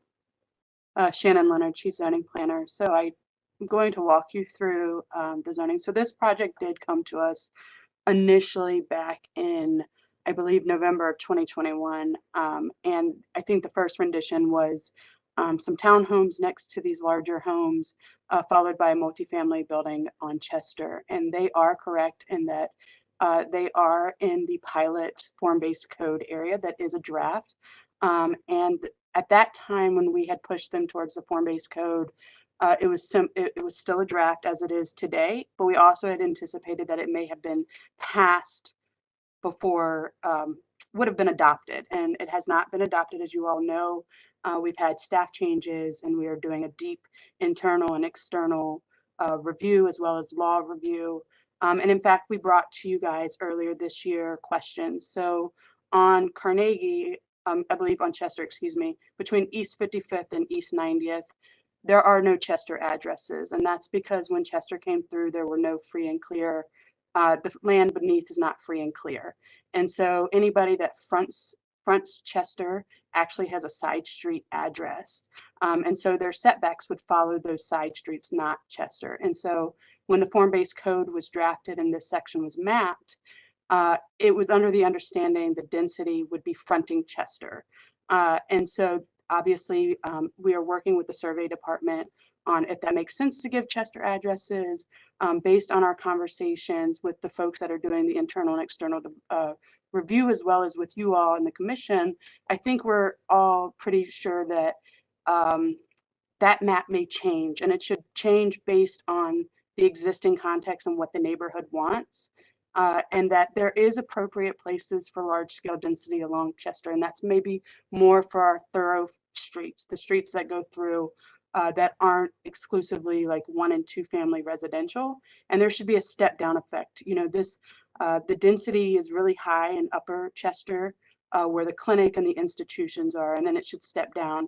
And that was a recommendation by you all as a commission. And so this project has come before us, and they have designed the project. They did take, as you know, the form-based code hasn't been presented fully to the public, but Mr. Harlan did take it upon himself to watch one of the previous presentations and get what he could. And he did get some of the minimum requirements out of that without some of those interpretations that are in the rules of interpretation section of the form-based code. And we've tried to help as we could. Obviously, they have developer needs as well. And so these are the existing conditions. I'm giving you an aerial to let you know what the existing conditions of the site are, where this property is in relation to these Renaissance homes. And I think that's really important. These homes are 90s style suburban homes. And even though the city would like to move away from the 90s style suburban homes, we should still respect that these homeowners have taken that they have chosen Huff to live and live out the rest of their lives and make Cleveland their home. And I think that's important to remember in the context of all of this. Next slide, please.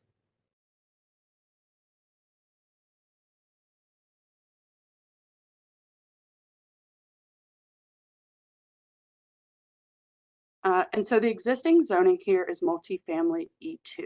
And so if we review this project as is currently presented under the existing zoning, they would exceed the maximum gross floor area. So they are permitted 1.5 times lot size. They're permitted 105,000 square feet of residential gross floor area. They are actually proposing 121,000 plus a 29,000 square foot garage. The front yard setback here, because again, they are the context. They have to match the context along East 82nd Street. They have an East 82nd Street address. Most of the houses here along East 82nd have anywhere between a 40 and a 43 foot map setback or setback. And so in this case, we require a maximum of 40 feet. And so obviously they cannot, they're proposing 4 to 6 feet, and the Board of Zoning Appeals cannot grant a front yard setback. So we would have to map a map setback here. The rear yard setback would again be on East 81st Street. And so that's half the height of the main building, or 22 feet. They're proposing 10 feet, which is why their building is sitting in front of the existing context of the property to the north. And then they are providing 127 units. So under the current zoning, you need one parking space per one dwelling unit. And so they're actually exceeding that by 19 spaces. Next slide, please. And then under the form-based code as of February 2022, these are the variances that would be required. Along East 82nd Street, the primary street boundary line, which is a setback, is required to be 5 feet minimum, 15 maximum. They would still need a variance to this. They're proposing 4 at the shortest and 6 at the highest.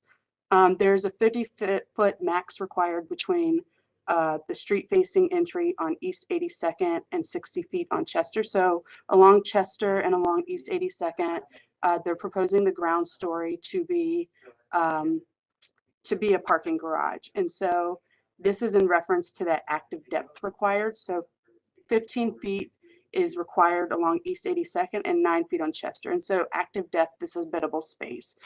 Parking cannot be considered active depth. And then they would also need proper parking lot landscaping. So for every 10 spaces you have, they would need an interior island with at least one large tree in it. So back to which Marika, I think, asked earlier about landscaping, the form-based code does speak specifically to how we landscape our parking lots. Next slide, please. And then also the other glaring concern outside of the active space is 10% amenities space is required. So for sites that are greater than 20,000 square feet, this site is 70,000 plus square feet. They would need at least 7,000 square feet of required amenity space. And so that outdoor amenity space must have, if it's going to be a rooftop terrace, it has to have a clear height greater than 7.5 feet. The common outdoor space must also be at least 400 square feet. The pedestrian amenity space, so if they want to use the front as something that's open to the public and the private realm, they would get that that double bonus. And then also this amenity space can't be their landscaping strips. That's just not qualifiable for this. Next slide, please. And so this is just a timeline that they presented of how they've been working with us for a year. But at this point, if they plan to pull permits before March, we will be having to come back to you probably by December, January, which is very soon, for a rezoning. Because as it currently stands, our form-based code is not adopted, and I don't perceive it to be adopted until at minimum Q1, the end of Q1. But even still, as you can see, they would still need variances under the current form-based code.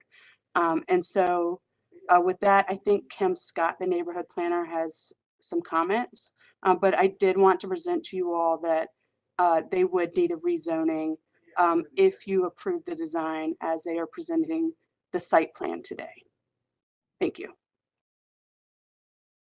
Thank you. Arn, before I open it up, and just quickly would like you to, I think, address the major concern here, which is the active uses. I know this is schematic and you'll be back, but are you willing to address the idea of active uses on the ground floor? We're willing to entertain it. What it would require is that we would lose along Chester, we would lose a series of parking spaces and replace them with parallel spaces, because we're going to do similar to what we did at Waterford Bluffs, where, you know, that Marus built, we didn't develop, but at Waterford, there's this internal corridor between the outside wall and the parking space, and that's how Waterford Bluff satisfied that notion of active use. We would have to do the same. So we would actually create 9 feet of buffer of space between parallel parking spaces along Chester inside the building. And then we could, along East 82nd, I suppose, lose more parking spaces and lose 13 more. Lose 13 more spaces. Here's the juggling act, though. The neighborhood residents have been concerned about the number of cars surcharging their on-street parking.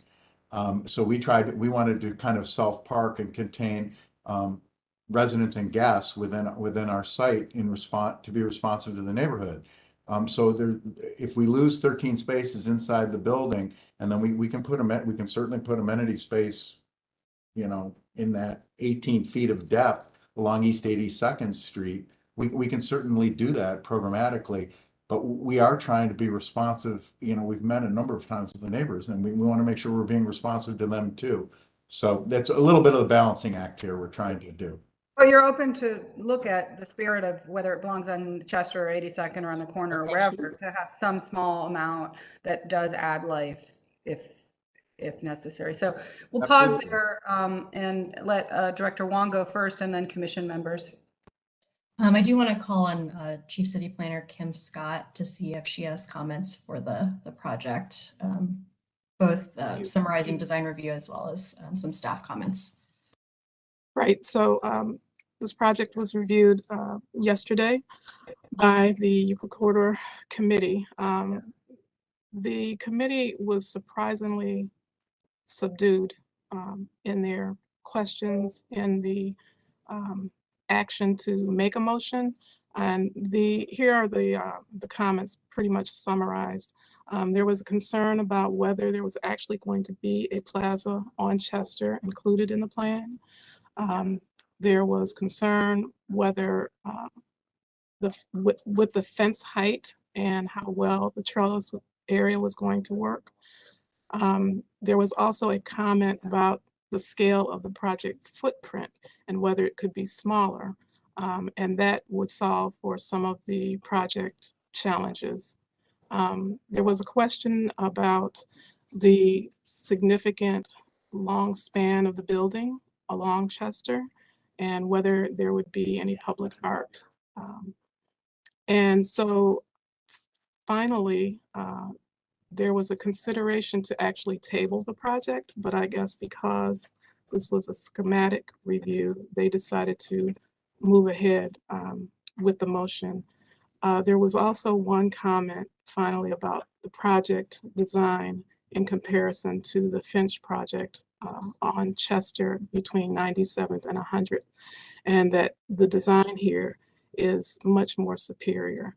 And I think that everybody does agree there's much more architectural interest in this design. However, these are my comments now. This comparison is without consideration of the context in which the Finch project at Chester and East 97th and 101st fits. Adjacent to the Finch project are institutions. There's the Health Education Campus, the Dental School, the Cleveland Site Center, retail spaces, a hotel, and a fire station. The context with this project, Chester 82, is situated and is across from Beacon Place Townhomes to the south.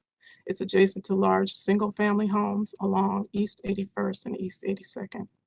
There is a distinct difference, particularly related to the scale of the proposed building and the siting. The city adopted the Connecting Cleveland Citywide Plan in 2007, which is a mandated task of the Planning Commission. The Citywide Plan is a tool that guides development and is a culmination of community voice and their input and their desires for future development in the community. The current future land use designation for this project area is for multifamily use, but it is also surrounded by 1 and 2 family homes north of Chester and townhomes to the south. That's what's in the plan. And so the proposed project is a multifamily project. However, the question becomes context and whether the form that this project is taking fits the existing context. We are at a crossroads with the upcoming adoption of the draft of the form-based code. However, it is a draft and it is subject to change. We've had brief internal conversations regarding whether the current designation is appropriate for this segment of the pilot study area. We are still studying the appropriateness, and quite frankly, the developer took it upon themselves to develop a plan that was not fully, to develop a plan based on a code that was not fully baked nor codified. We want to support progress for our communities and city. However, we want to be sure that when changes are made that impact the context in such a major way that this is thoroughly vetted so that we avoid any unintended negative consequences. Thank you. Thank you. I want to open it up to commission members because I want to make sure that they have enough time to discuss. So I see Marika's hand. Marika? Yeah, I just want to make sure, Director Huang, if you would like to go first, I'd be happy to defer to you. No, I actually think Kim Scott captured it quite well, and I think you've heard the challenge here of, wanting, we do have many goals, wanting to balance the affordability, given that, the more units there are, the more likely it'll be more affordable, and that, generally speaking, development intensity along Chester is okay, but I think really the question here is, how do we address the design challenge of meaningfully connecting and respecting the legacy of Renaissance Place and Councilwoman Fannie Lewis with the urban form that will, sort of capture some of our other goals around making sure that it's a walkable environment. And so I think the larger question is how do we make meaningful investments in neighborhoods that have had fits and starts of investment, but in a way that really knits it all together. And to me, I think that is partly a design challenge. And then to me, it's also a larger question that we need to explore as a commission and as a staff. Thanks. Okay, thank you. Marika? Yeah, I thank you. Thanks, Madam Chair, and thank you to everybody that spoke. I think I appreciate everybody's kind of thoughtful considerations on this site. I think it's complex, but I guess my feeling generally on this is thinking about knowing that the new form-based code is not actually codified yet. More broadly speaking, what type of development and new construction do we want to see on Chester Avenue, right? As a major, enormous thoroughfare. I don't know how wide the street is, but it's certainly one of the widest in Cleveland. And to me, that suggests that a higher density project would be appropriate here. I understand that the immediate surrounding context, especially on the north side of the street, is single family homes, but I think the reality is that Chester is a major commercial thoroughfare. There are also commercial buildings immediately to the south.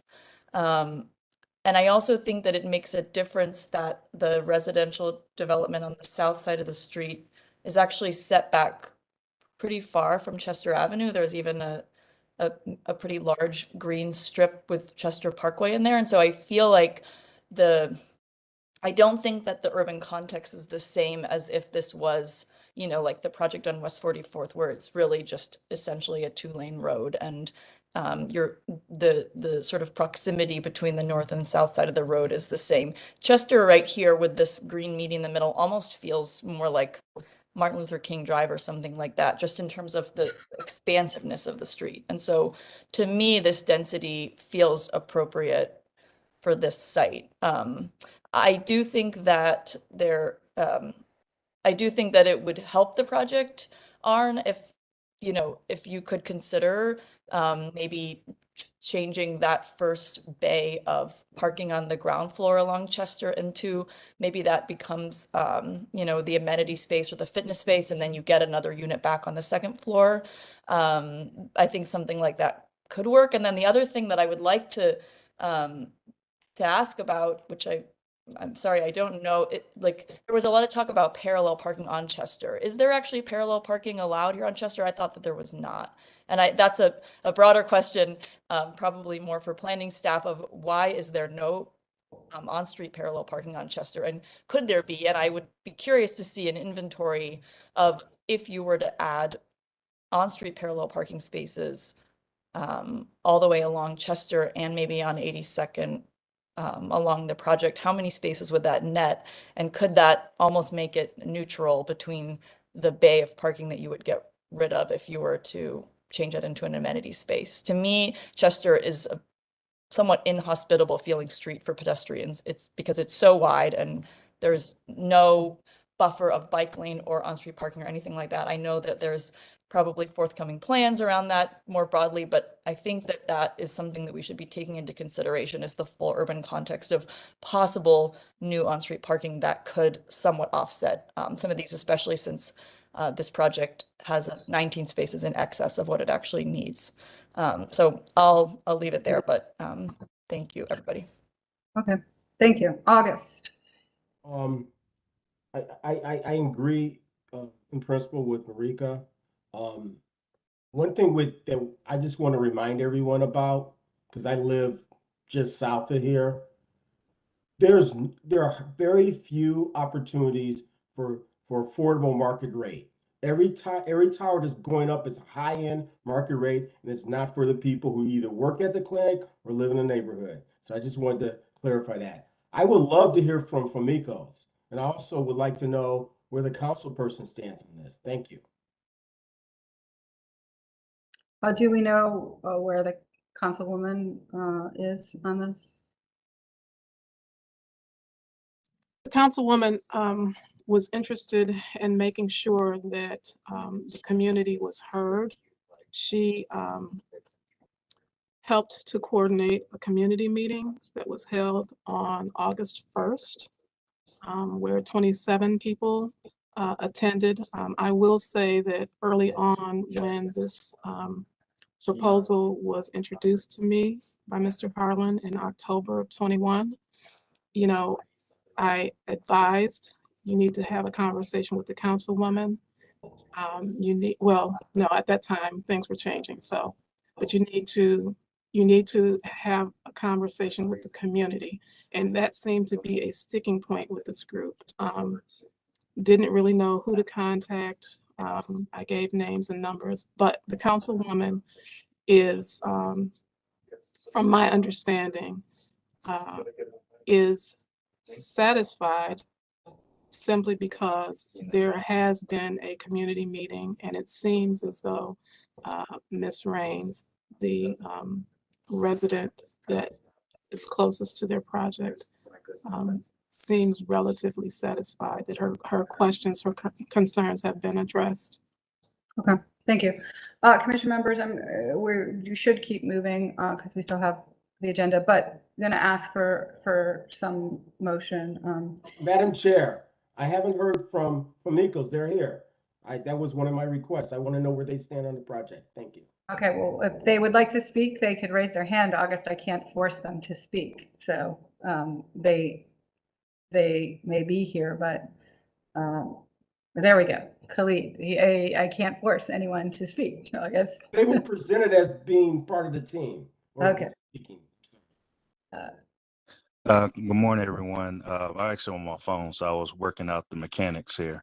Yeah, so we're this property has a long history and has gone through different stages. So it was a building previously there that we partnered to help acquire this building, demolish it, things of that nature. So the context, I appreciate the comments that have been made so far.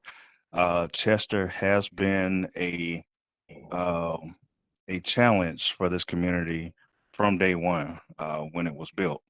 And those are things that we're trying to hopefully reduce those challenges over time.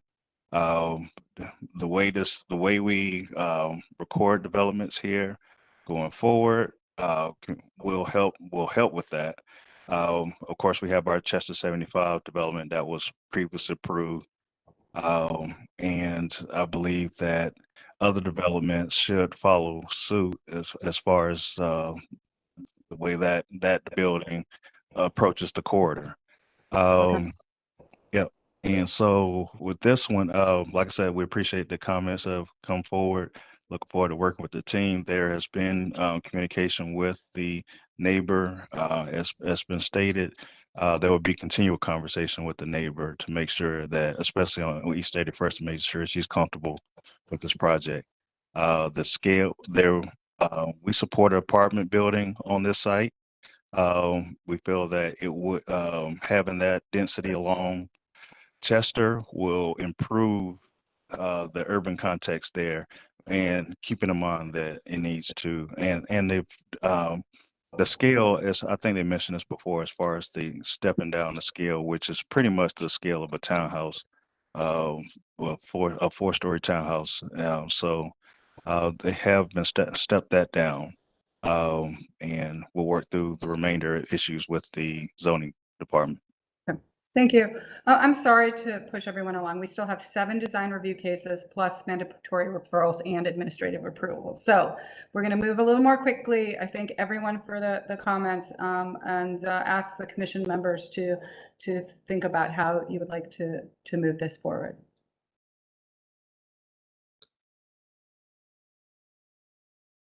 I'll move approval. Downing. Would you add the, I think there were the 5 conditions to that? Yes, I'm sorry, Madam Chair. I'll move approval incorporating the 5 conditions from the Design Review Committee. Okay. Do you have a second? Second, Fluker. And Arn, to you guys, I think you're really going to have to address the active use when you come back. So I just want to make that clear. I know it's one of the 5, but you're going to have to figure out a solution to that, I think, and can be on either side of the building too. All right. Can we have any other comment before we're going to vote? I have one comment. There were only 4 conditions, just for accuracy. Thank you. I apologize. I'm not looking at the slide, so I'll amend my my statement to move approval with the 4 conditions from design review. Could we put that slide with the conditions on screen again? And then August, do you second that? Yes, I do. Okay. I will put it on the screen. And then can we call the roll? Anthony. Yes. Downing. Yes. Fluker. Yes. Curry. Yes. Shio Erie Clark. Yes. Slife. Yes. Motion carries. Next item. Thank you. Thank you. Thank you very much.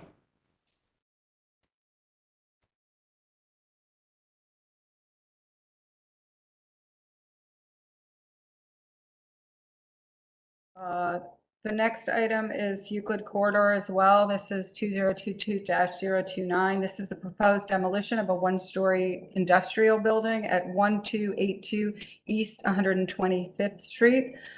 Greg, are you here? I'm going to swear you in. Do you swear to tell the whole truth and nothing but the truth as you shall answer to the penalty of perjury? I do. And you can, or this is, sorry, Northeast Design Review. You can move pretty quickly through. Thank you. Sure. Thank you. And then also, Madam Chair, I may mention Brian Redding, who's our architect, is also on as well. He may end up speaking. Yeah. Okay. Can he say aye too? Aye. Thank you. Okay. My name is Greg Barron. I'm Vice President of Development for Commonwealth Development Corporation. We're a national low-income housing tax credit developer. We opened up shop in the state of Ohio about a year and a half ago. I previously personally worked for Detroit Shoreway Community Development for about 7 years, and most recently CHN Housing Partners. Commonwealth brought me on. They develop affordable housing throughout the country, and they really brought me on about a year and a half ago to really spearhead affordable housing development in the state of Ohio. Just to start off with the demolition, the site itself, which I'll get into a little deeper with the next case, is a 1-story. It was originally constructed as a Rite Aid pharmacy back in the 1990s. Most recently, it was a daycare facility. It's located at the corner of East 125th and Superior Avenue. It's literally the first. Greg, you can move through pretty quickly. So just keep going through your slides and then get to the design review case too. We'll take them both, but you can really move through this. All right. So we're proposing to demolish the existing building and build a new construction 49-unit affordable housing development. That is the snapshot of what we're doing here. Here are some interior photos. It's literally a shell. It was a Rite Aid pharmacy, a daycare facility most recently. It's sat vacant. There is a pretty significant board up sign through the city of Cleveland, as well as grass cutting. And again, it's sat vacant for, I believe, a decade now. Okay. And if we can go to the next slide, because you're going to get into what you're proposed. If you could pause, Maurice, on this slide. So this is the design review case. We will take 2 motions, the demolition and then this one. But I'd like the committee to see the conditions before you present for this, which is schematic approval. It's not final, it's schematic. And we did see this conceptually in July, so I want to point that out as well. So they did have conceptual approval, but there are a couple items here, and if you could address those, whether you will be addressing these further. So go ahead. Sure. And Madam Chair, would you like me to do the full presentation? Yes. Okay. Yes. We'll take two motions, but we do. Go ahead. All right, next slide, please. Next slide.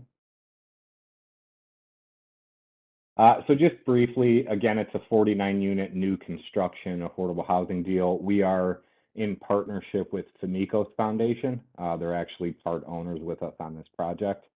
Again, it's the first parcel entering the city of Cleveland from East Cleveland on Superior Avenue.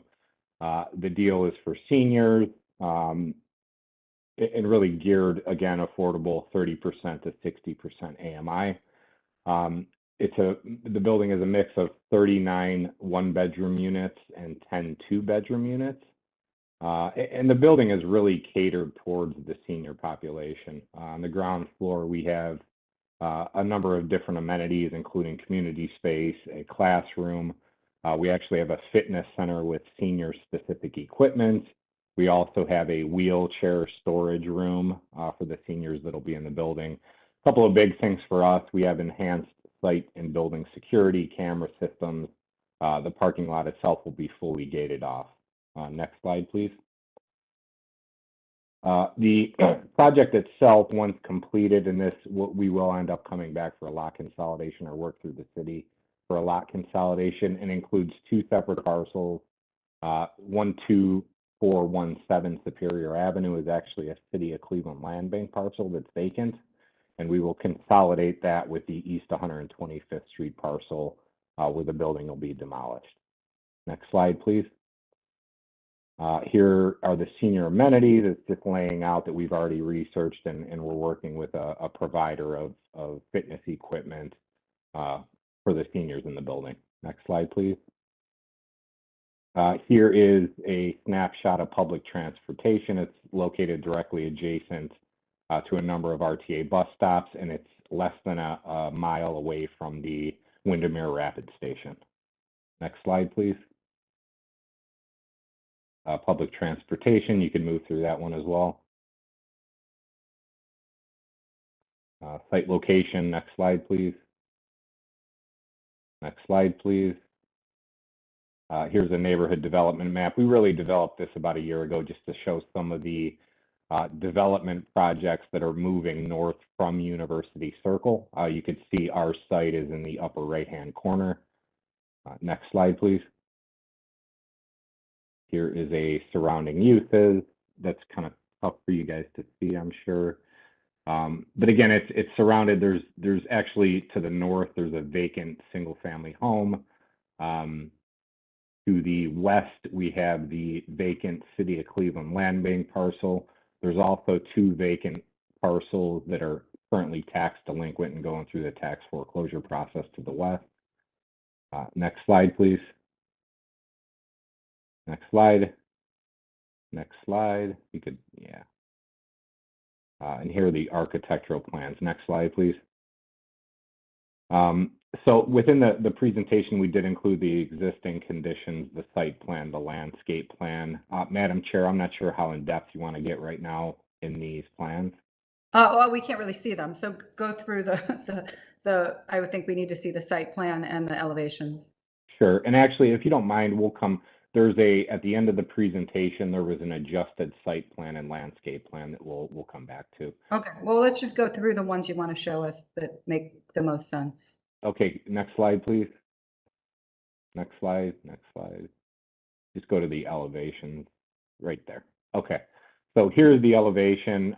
You may recall on the cover page here, there are 4 different considerations that we have to move forward with. So I don't know if you want to go through those each individually. Next slide, please. Next slide. Here are the floor. I know these are very small. Next slide. This we just threw in a couple of comparable affordable housing developments throughout the city of Cleveland. Next slide. Next slide. Next slide. And here are the revised from this week's site plan and landscape plans.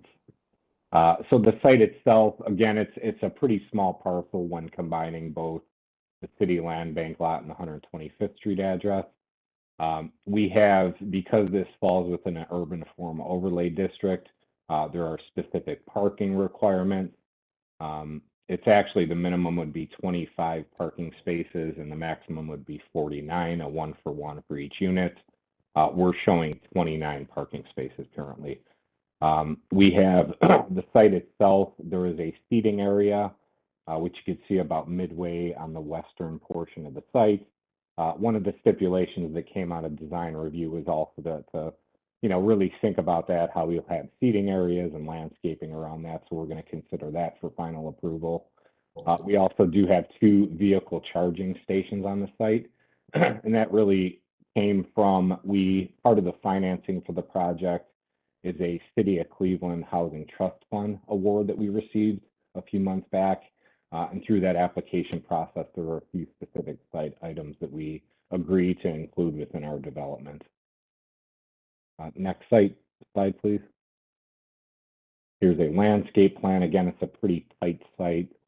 We worked with our landscape architect to really try to fit as much as we could. Next slide, please. Here are some of the selections. Next slide, please. Okay. I think. Yep. Okay, thank you. So are you willing to do these items before you come back for final? Raise the brick coursing, develop the entry, venting, system needs color, and horizontal banding. Yes, we are. Yep. Okay. Okay. So I'm going to open it up to the commission. To Erica and Marika, there are times, and this may be one of them, but the commission may not want to. I mean, this is asking for schematic approval. I'm also always cognizant that sometimes we can trust staff, and so this could also be final approval, but sent to staff to make sure that they meet these conditions, and then they don't have to come back to the commission. So sometimes that makes sense too. I just want to point that out, where it's a lot of time to come here for certain things that may or may not change too much. So with that, I'm going to open it up to commission members. And we'll need 2 motions. We'll need a motion for the demolition and then a design review motion as well. Madam Chair, I'm going to move approval on the demolition.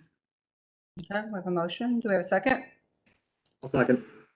A motion and a second. Can we call the roll? Anthony, Yes. Downing, Yes. Fluker, Yes. Curry, Yes. Shio Erie Clark, Yes. Slife. Yes. Motion carries on the demolition. So we'll need a design review, discussion, or comment. I see Erica has her hand raised. Thank you, Madam Chair. I just wanted to follow up on your comment about leveraging the staff to be able to approve. So just for clarity, you're saying that if the commission today proceeds to approve this project with the conditions that are laid out here on the screen, we could essentially extend our authority to the staff to proceed without Mr. Barron having to come back. Yeah, we would basically say that even though they asked for schematic, we would give final approval with the condition. The statement would be that they would return to staff to make sure they met all these conditions, and if there are no issues that they disagree on, they don't need to come back here. So we're basically actually elevating this to final approval, but they have to meet the conditions and they have to come back to staff. And then the director has the authority to sign off on the permit. And just one more follow-up. If what is presented back to staff does not meet their approval, the staff and or the director then can recommend for Mr. Barron to come back to commission. Yep. And that happens sometimes when they can't agree, they'll be back, but it doesn't happen very often. But it can, and they have the authority. They know they have to meet, the director has to be okay, or it has to come back. Thank you. Okay, Marika? Thanks, Madam Chair. I just had a few small comments. In general, I think it's an important project, and I'm happy that it's happening. I think this is definitely a huge need for senior affordable housing. So yeah, I'm happy to see this project. Just a couple little comments. You know, I don't know that these really need to be binding, but just a couple of thoughts from me. One, the east and west elevations feel like there could be room for a few more windows. It feels like there's almost no windows on either of those elevations. And because we have, you know, a condition where this project is running from street to street, there are apartments in those floors. And I'm sort of wondering if it's possible to add another additional window in each of those. I think it's their bedrooms. I think it's all floors. So just a comment on that. And then in terms of materials, just a couple other comments. I was doing a little bit of my background research on the materials selected. I would love to see if there's any other options for the brick color, the Scarsdale that's selected for the ground floor. I just feel like that, to me, that color is very reminiscent of some kind of really 70s public housing that I would love to see. There's a darker coal color brick from that same Watsontown Brick Company. I would love more like a true charcoal brick rather than that kind of sort of muddy brown brick that's called for right now. And then similarly on the ply gem on the vinyl siding, I just would recommend looking if there's a possibility for a smooth finish rather than the wood grain finish that I think it looks like is called for right now. I just think that would give the project a more polished look. I've seen a lot of the vinyl sidings in both ways, and that would be my strong recommendation on that. And then just one other comment on the site plan on the side street. I'm sorry, is this 84th or 85th on the right-hand side, where there's an existing sidewalk down the street? It looks as if the landscape plan, if you could go to slide 20, looks as though the landscape plan is completely covering over where the sidewalk is. And I just wanted to make sure that there is still a plan to keep the existing sidewalk there. Yeah, but maybe one more slide back. Or, oh, okay, maybe it's different. Maybe the one I'm looking at is different. Yeah, because in this plan, The sidewalk's still there. okay, Yeah. okay. In the version I was looking at, there's planting all along there. So okay, so I just wanted to confirm that that's the case. Okay, those are my comments, but in general, thank you. And thank you. And one thing, Erica, I forgot to mention, even though they might be coming back here for final, they don't have to come here for final. They go to staff. They still should go back to the local, which I think Margie is talking about a lot of design changes, which is really the role of design review, not necessarily us, right? But I would say that even if we give this final approval, we may want to honor that it should go back to the local design review and then to the director. So because we also want to honor the design review process, but they may not need to come here. So I'll just make that point. And Kim, if you could go really quickly, Kim, I know you want to say something, but So thank you. This project has not seen the PetBot group yet. And so I just want to suggest that if someone makes a motion to include the items, to also include that as well. Okay. All right, commission members, anyone? Madam Chair, I'll make a motion for final approval incorporating the conditions from Northeast Design Review, as well as the comments from the commission member on other design elements for staff review and approval. Okay. And could you also add that we should go to PetBot too? Oh, I'm sorry. And finally, that it be reviewed by PetBot. Okay. So just to the applicant, so you know what this means clearly, if we vote on this, is that you still have to go back to local. You can address these comments, but you do not need to come to this commission if you are in agreement with local and the director on these items. So do we have a second? I'll second. To Edie Clark. Okay. Second, call the roll. Anthony. Yes. Downey. Yes. Fluker, Yes. Curry, Yes. Shio Erie Clark, Yes. Slife. Yes. Motion carries. Next item. Thank you. Thank you. Maurice?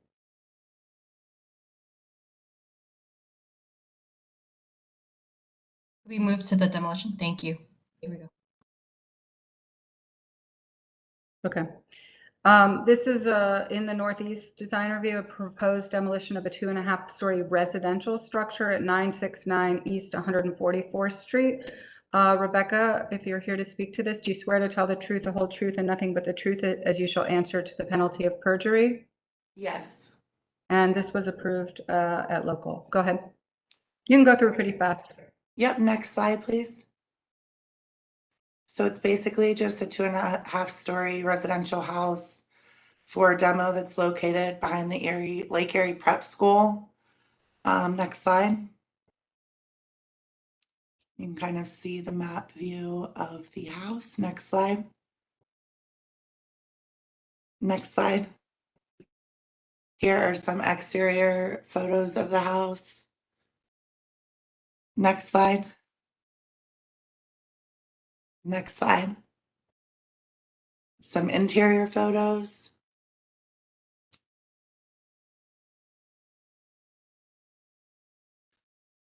And after the demolition, they're just planning on having it to be some green space behind the school, and that's about it. Okay. Any questions or comments from the commission? I move approval. Downing. Second. Motion and a second. Call the roll. Anthony, Yes. Downing, Yes. Fluker, Yes. Curry, Yes. Shio Erie Clark, Yes. Slife. Yes. Motion carries. This is Downtown Flats design review. RMF Caesar Sportsbook signage. This is seeking final approval at 1 Center Court. John, are you here? Yes, I'm here. Good morning. Do you swear to tell the truth, the whole truth, and nothing but the truth as you shall answer to the penalty of perjury? I do. I also want Yes. to introduce just two more people. There's Deb Ford from Populous and Raymond Berg from Caesars. I'm Okay. gonna hand this over to them. They've been kind of spearheading this effort throughout. Can I have So an aye from them? Can they give me an aye too? Aye. Aye. Okay. Yeah, thank you. Madam Chair, I believe Shannon has her hand raised. There may be a staff presentation first, since it's signage related.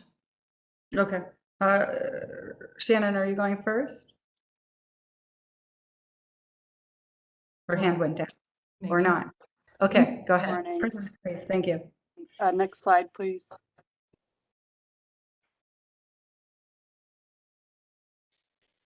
Okay, their presentation is first. Do you want to hear just the variance request and then they can present?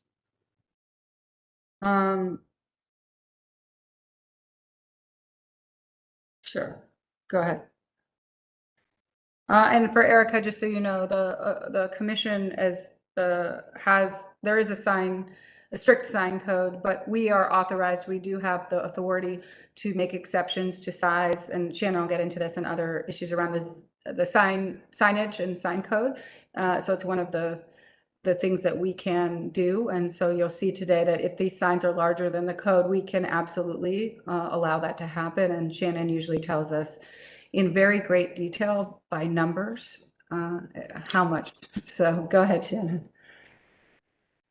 All right, I apologize. I thought the presentation made it to you by way of. Okay, well then I'm going to have them go ahead. Since yours isn't in here, we'll come back. So go ahead and show us the signage real quick, and then we'll have Shannon tell us how much bigger than code it is. So go ahead.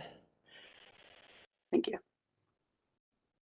Hi, this is Deborah Ford. Our project is at the Cavaliers Rocket Mortgage Fieldhouse. It's in the downtown Flats area. We have gone through the signage review with the downtown Flats and were approved yesterday, so that we made our way to you. You can progress the slide.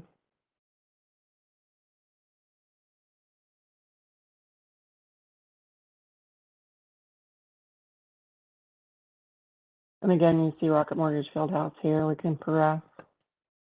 The location of the work is on the northwest corner. It's near the Sherwin-Williams entry, if you're familiar. The existing is on the left, and the new work is incorporating a sports book in it, where we are coming to you for the Caesars Sportsbook vinyl graphic that is being applied. That's just a section through the building. We can go ahead and progress. This is the existing facade. We can progress the slide. This is where we're introducing a vinyl graphic on the outside of the Novum glazing system with the Caesars figure, and we are all Caesars above the portal entry to the Caesars Sportsbook entry. And what we're going for a variance is the vinyl application of the Caesars figure, and we are all Caesars vinyl graphic above the vestibule entry. And here you see the dimensions of the sports graphic.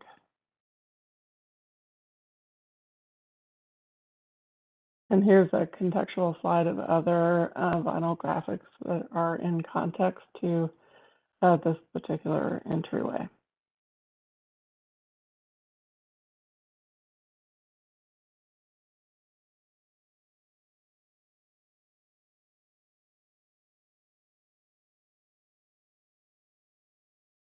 Are there any questions on that? No, doesn't seem like it. So Shannon, do you want to go ahead next?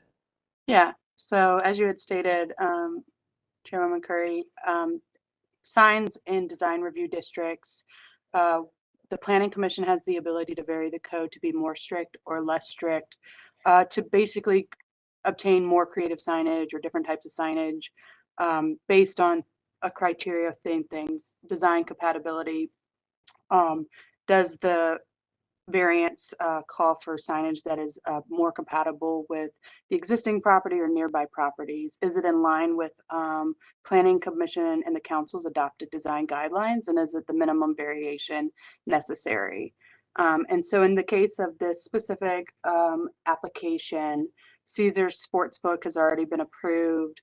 They came back with this "We Are All Caesars" vinyl applicant. And so the basically window and wall signage that's business identification related is based on a formula, which is the linear width of the party unit times 1.5 plus 25. So in this case, it's a 15-foot linear width of the party unit within Rocket Mortgage Fieldhouse.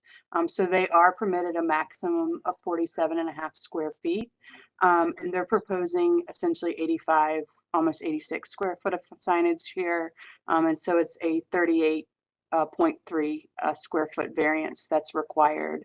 I will note that they had a previous application in that looked a little bit differently. And at that time, they were asked to kind of make some revisions. And at that time, they needed a 85 square foot variance. So the variance request that they are asking for is substantially less at this time.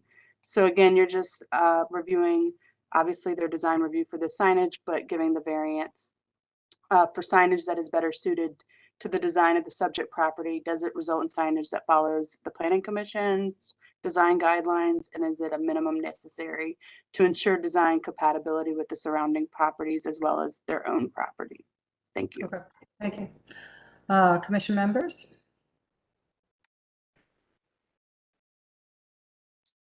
I move approval. Downing. Second, Fluker. Can call the roll? Anthony. Yes. Downing. Yes. Fluker. Yes. Curry. Yes. Shio Erie Clark. Yes. Slife. Yes. Motion carries. Is this a real sports book, by the way?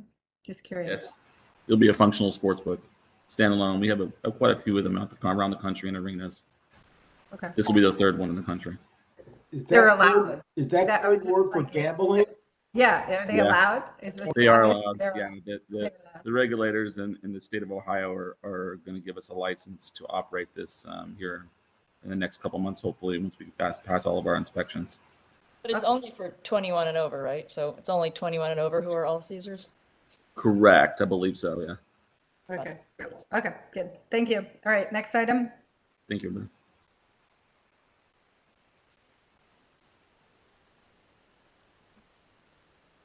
These are mandatory referrals. So for you, Erica, there are both what are called mandatory referrals and administrative referrals. Mandatory referrals usually get a presentation because they and usually presented by the city, and we take them each individually. And then administrative approvals are really just legislation that we see, but we don't usually spend time on them unless there's a question. So the first one is ordinance 1142-2022. And this is to terminate a TIF entered into in 2000. So this is at Superior between East 17th and East 30th Street. So is Robin here from Economic Development?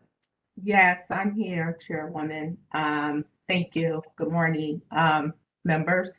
So yes, the purpose of this legislation is to terminate the TIF entered into under ordinance 867-2000 of June of 2000. It was for Superior Avenue between East 17th Street and East 30th Street, as it related to several parcels. And we are looking to amend sections 1 and 2 of ordinance 556-2021 that was passed in August of 2021 relating to a TIF agreement with CC Superior Holdings for the cross-country mortgage headquarters. And this is to reflect the consolidation of several parcels into two new parcels for the new TIF. And I have Rich Morehouse of Corman, Jackson, and Krantz with the law firm, who is the consultant for cross-country mortgage, if the members have any questions. Okay. I think it's pretty straightforward. We're 22 years old, 22-year-old TIF. Go ahead, August. Madam Chair, I move to approve said ordinance. I'll second. Motion and a second. Can you call the roll? Anthony, Yes. Downing, Yes. Fluker, Yes. Curry, Yes. Shiori Clark, Yes. Slife. Motion carries. The next ordinance is Maurice 163, I think. It's another mandatory referral. This is authorizing the mayor and commissioners of purchases and supplies to acquire and convey properties owned by Bridgeworks. I think that Marika needs to turn her camera off and recuse herself and leave, or its designee. Just leave the meeting altogether and then somebody will. They'll just put you in the waiting room. So Maurice, if you could put Rika in the waiting room, that'd be great. To reconvey properties owned by Bridgeworks. This is at 2429 West Superior Avenue. I'm going to note for the record that Marika has left the table, and Robin, can you present this? And I see Graham VC is here as well. So go ahead. Yes, so Bridgeworks LLC is a partnership between developers Michael Panzicki, Graham VC, and Marika Clark. They have been instrumental in the development of the Hingetown neighborhood. So the developers purchased the former Cuyahoga County Bridge garage site located at 2429 West Superior Street. So this will be somewhat of a one-of-a-kind mixed development on the west side of Cleveland, which will have a great transportation-oriented development at the intersection of Detroit and West 25th Street. So the main project components will include 140 residential units, 12,000 square feet of Class A office space, ground floor commercial space, 130-room hotel, and a parking garage with approximately 210 spaces. The 11th floor will also include a 120-seat restaurant and bar and a 30-seat rooftop patio and other amenities. So total project cost would exceed about $100 million. The project is looking to create 44 full-time jobs. So this piece of legislation will allow the city of Cleveland to enter into chain of title for the parcels to be included in the TIF. And Grandisi is one of the developers on the project and can answer any questions the members may have. Do you want to run through the slides and see if there are any questions? I know this probably goes through Landmarks. Have we seen this project, by the way? Landmarks has approved it, so we have a certificate of appropriateness from Landmarks, and then we've also gone through BOZA for a parking variance, and that's been approved as well. Okay. Okay.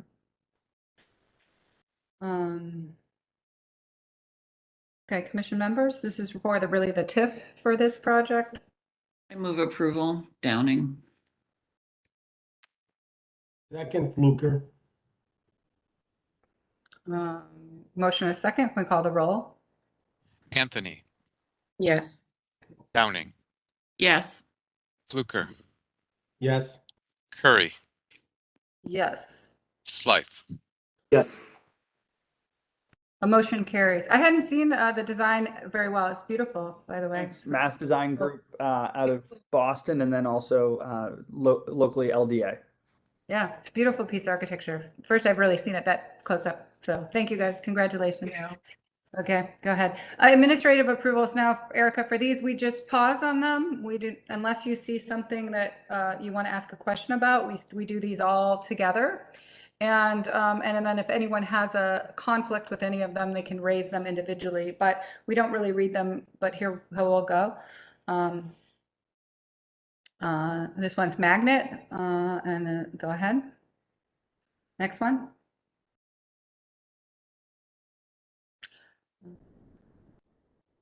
This is replacing some roofs at Garrett Morgan and the water treatment plants. Next slide.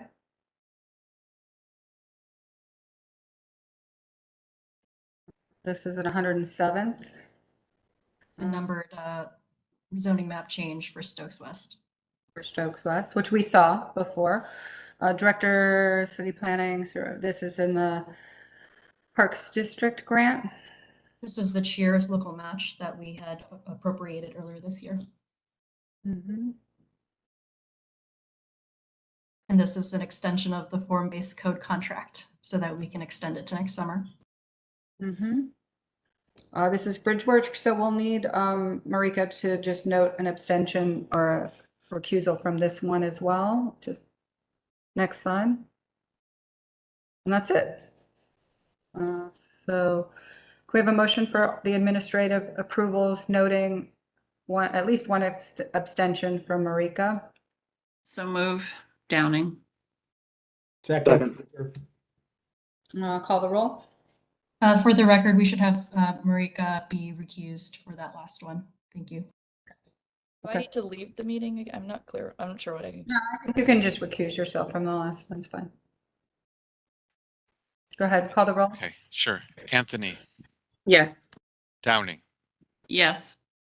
Fluker, Yes. Curry, Yes. Shio Erie Clark, Recuse. Slife. Yes. Motion carries. Okay, so we're just got the director's report. And go ahead. That's right. Thank you all.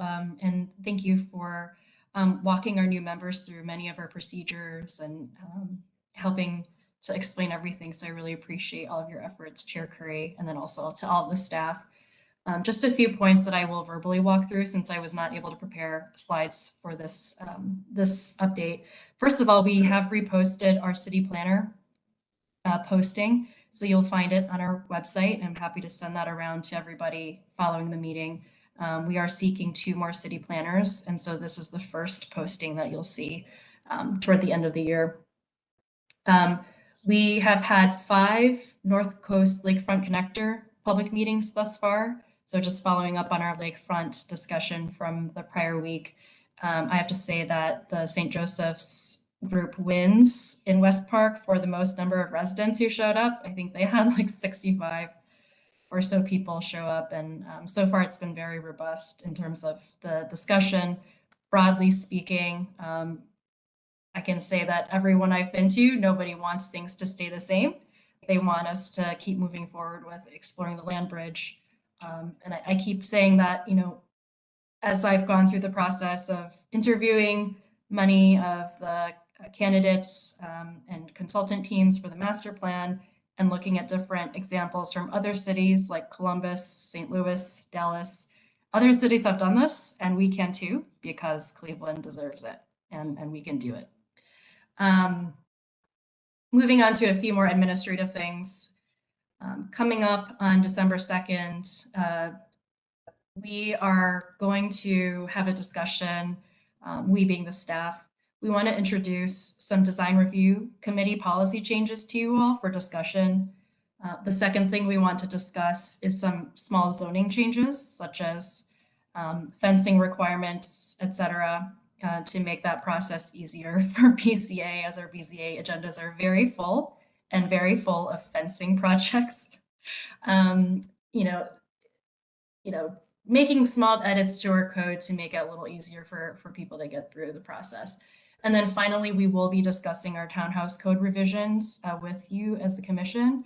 And at that point, we will be posting publicly the edits for 30 days for any member of the public who wants to review it for themselves and see those edits.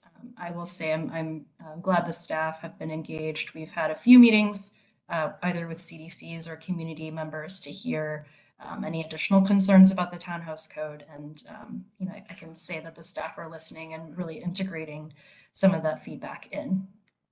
And so to Marika and Erica, you'll learn much more about the townhouse code. I know we kind of threw you into the fire today with a little bit more of a complex case, but we'll be reviewing that in much more detail next time.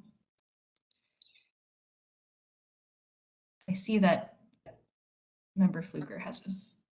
Yeah, just a request and a recommendation concerning folding out like some design review protocol or procedural changes.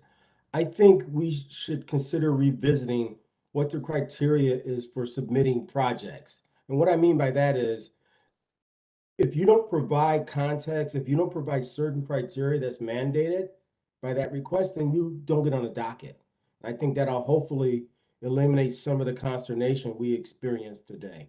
Thank you. Thank you. We appreciate that, and that's definitely on our minds as well. Two more quick things.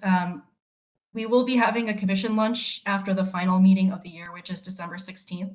So we will meet in person for lunch, place to be determined.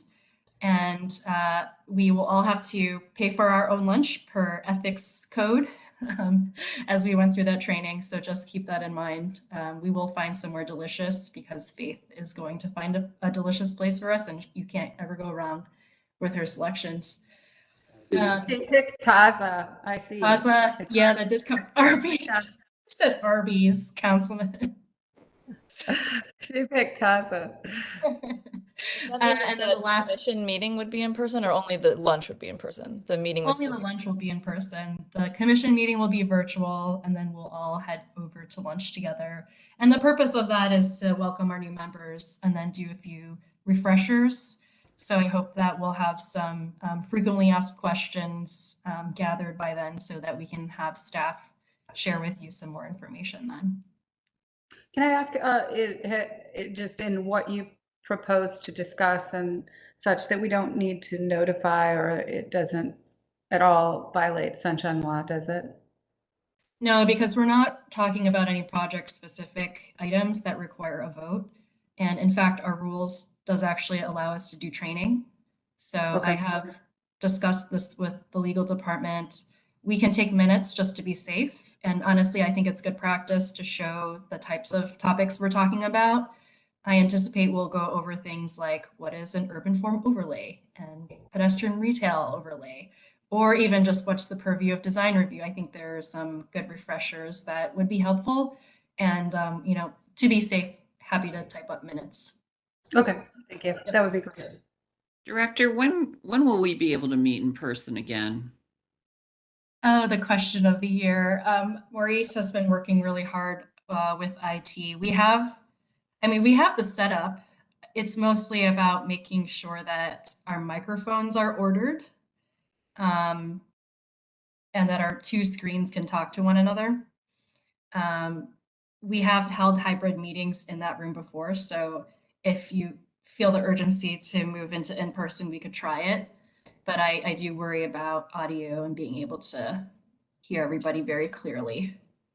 So No, I was just wondering, that's all. yeah, I think we're aiming for Q1 2023, and I keep saying that every quarter basically. So Thank you. well, we will at some point have to just pull the trigger and meet. So But the idea is we'll get in there when we can also stream live, because we've liked that people have had access. So it's to get in there when we can be in person, people can be there, but we can still leave it streaming, which has been great yes. for people who can't get down there because they work or otherwise. So, and does that mean that when you say the microphone issue, the real issue is if someone wants to speak but they can't be there, they could still do it virtually, correct? Yes, so there is hybrid setup there, and we can stream from that room, actually. It's more just that I'm worried about picking up ambient noise with so many people in the room. And so having microphones will just be able to pick up the commission members' voices much more clearly. However, it is set up right now where we could meet. It just could be distracting with some ambient noise in the background. Madam Chair, just to point out that one of the bigger challenges is the fact that, and Joyce mentioned this, that the two screens are not synced. So the commission would be able to see the presentation materials easily, but nobody in the audience would be able to see what's actually being presented because it would be behind them the way the two screens are set up. So IT is working on a way to get the two monitors to sync. So that's a big issue besides just the microphones. And we're waiting for them to solve that.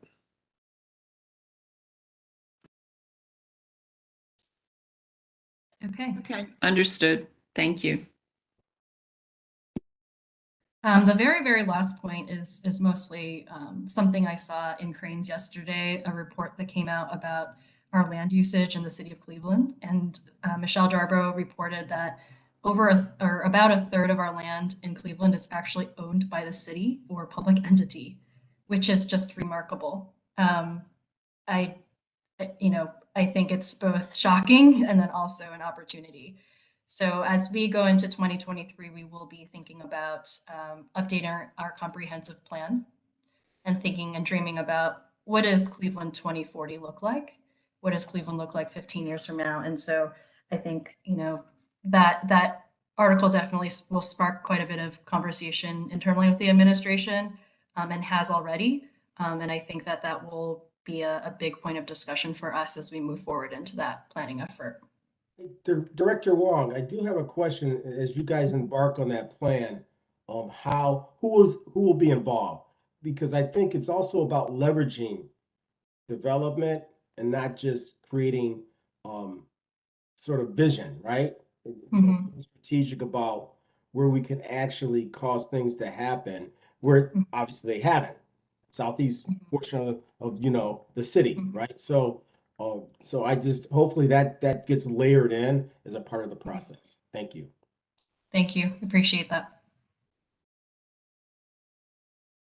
Okay, I think that's it. That's it for me, at least.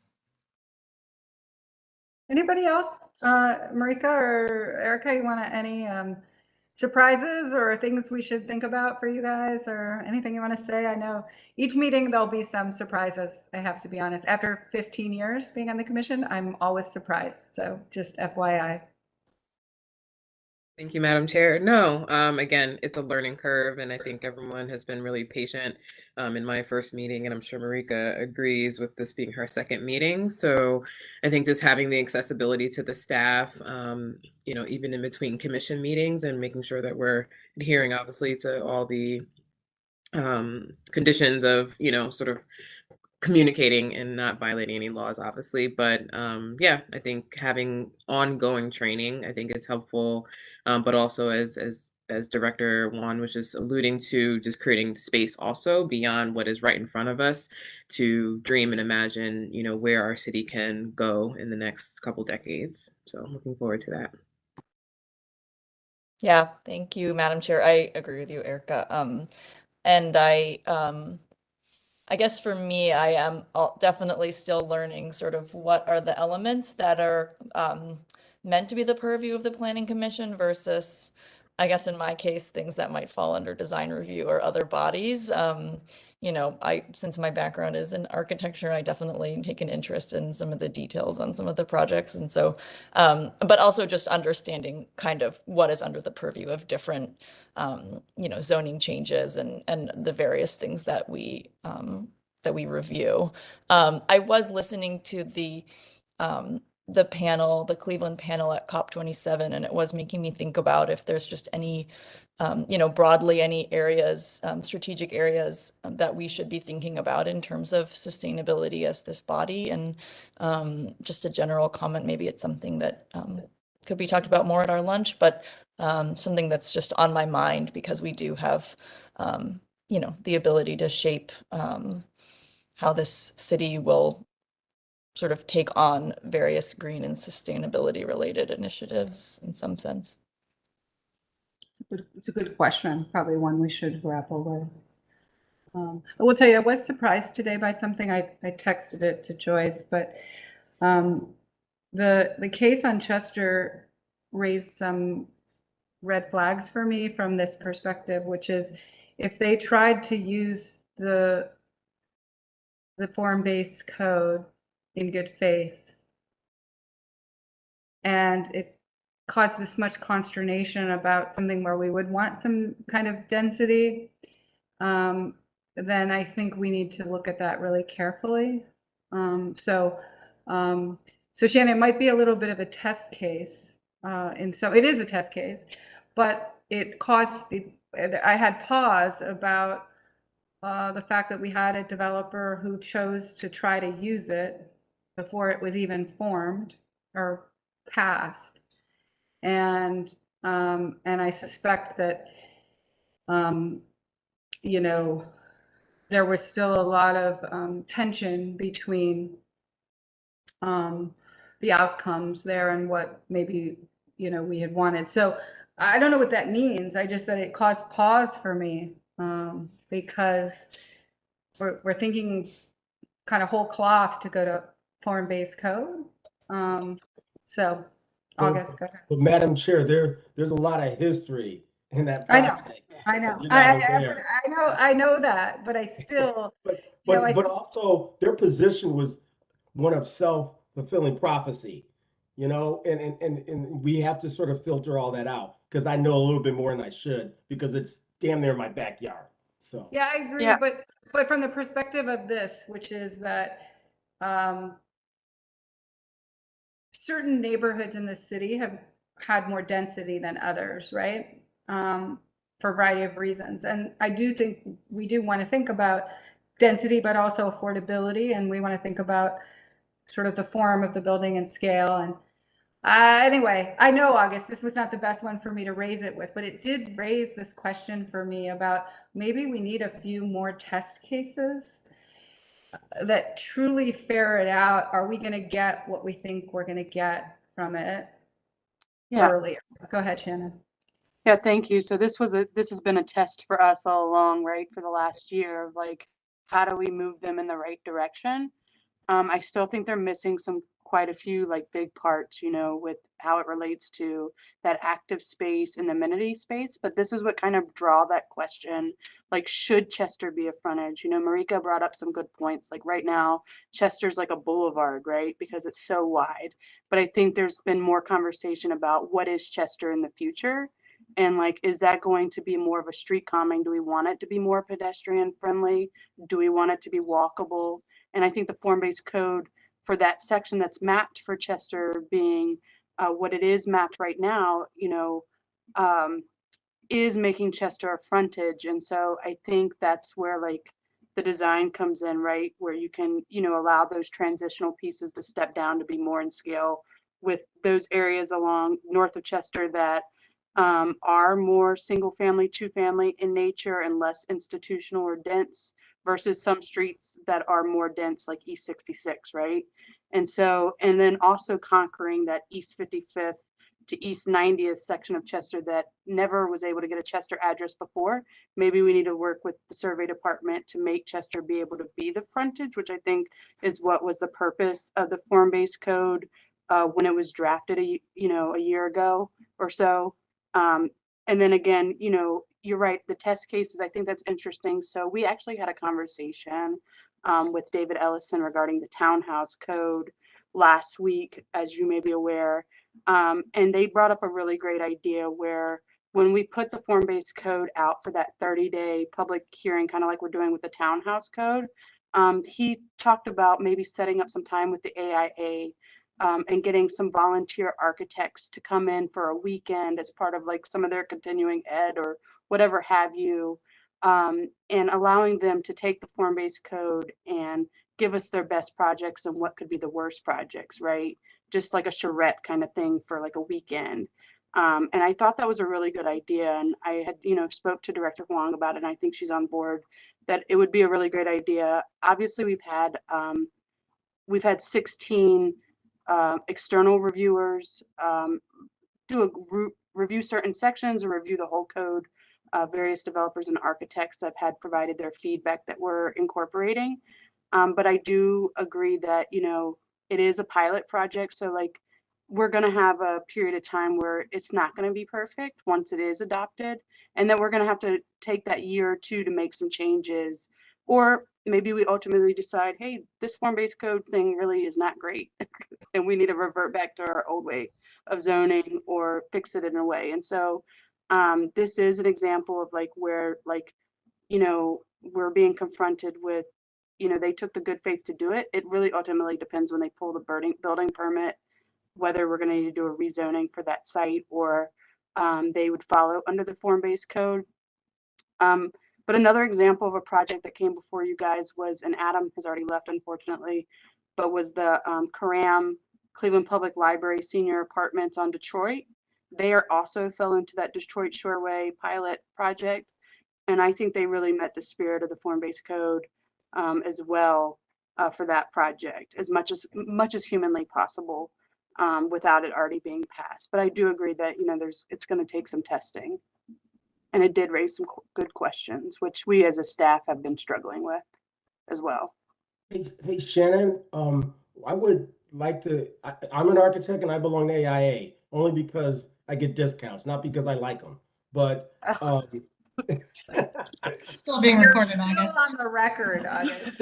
I don't care. Guys, come on. Who are you talking to? So, but I would hope to think that we could get other professional entities like ULI and create a coordinated effort. So it's not like just been driven by one faction, but we all have a vested interest. Okay, that's helpful.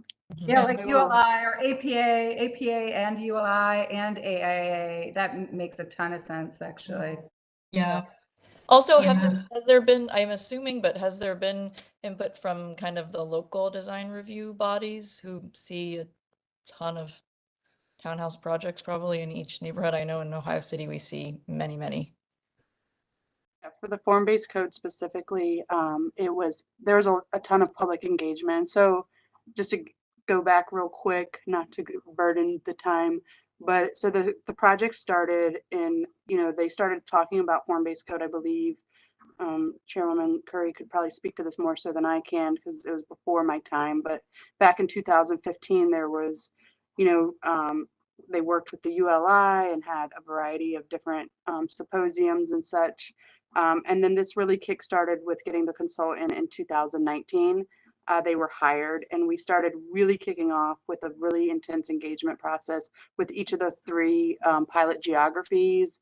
In Detroit Shoreway Cadell was the original one, and then the pandemic hit, right? And so there was a lot of delay, which is why we need the extension that you guys voted on today.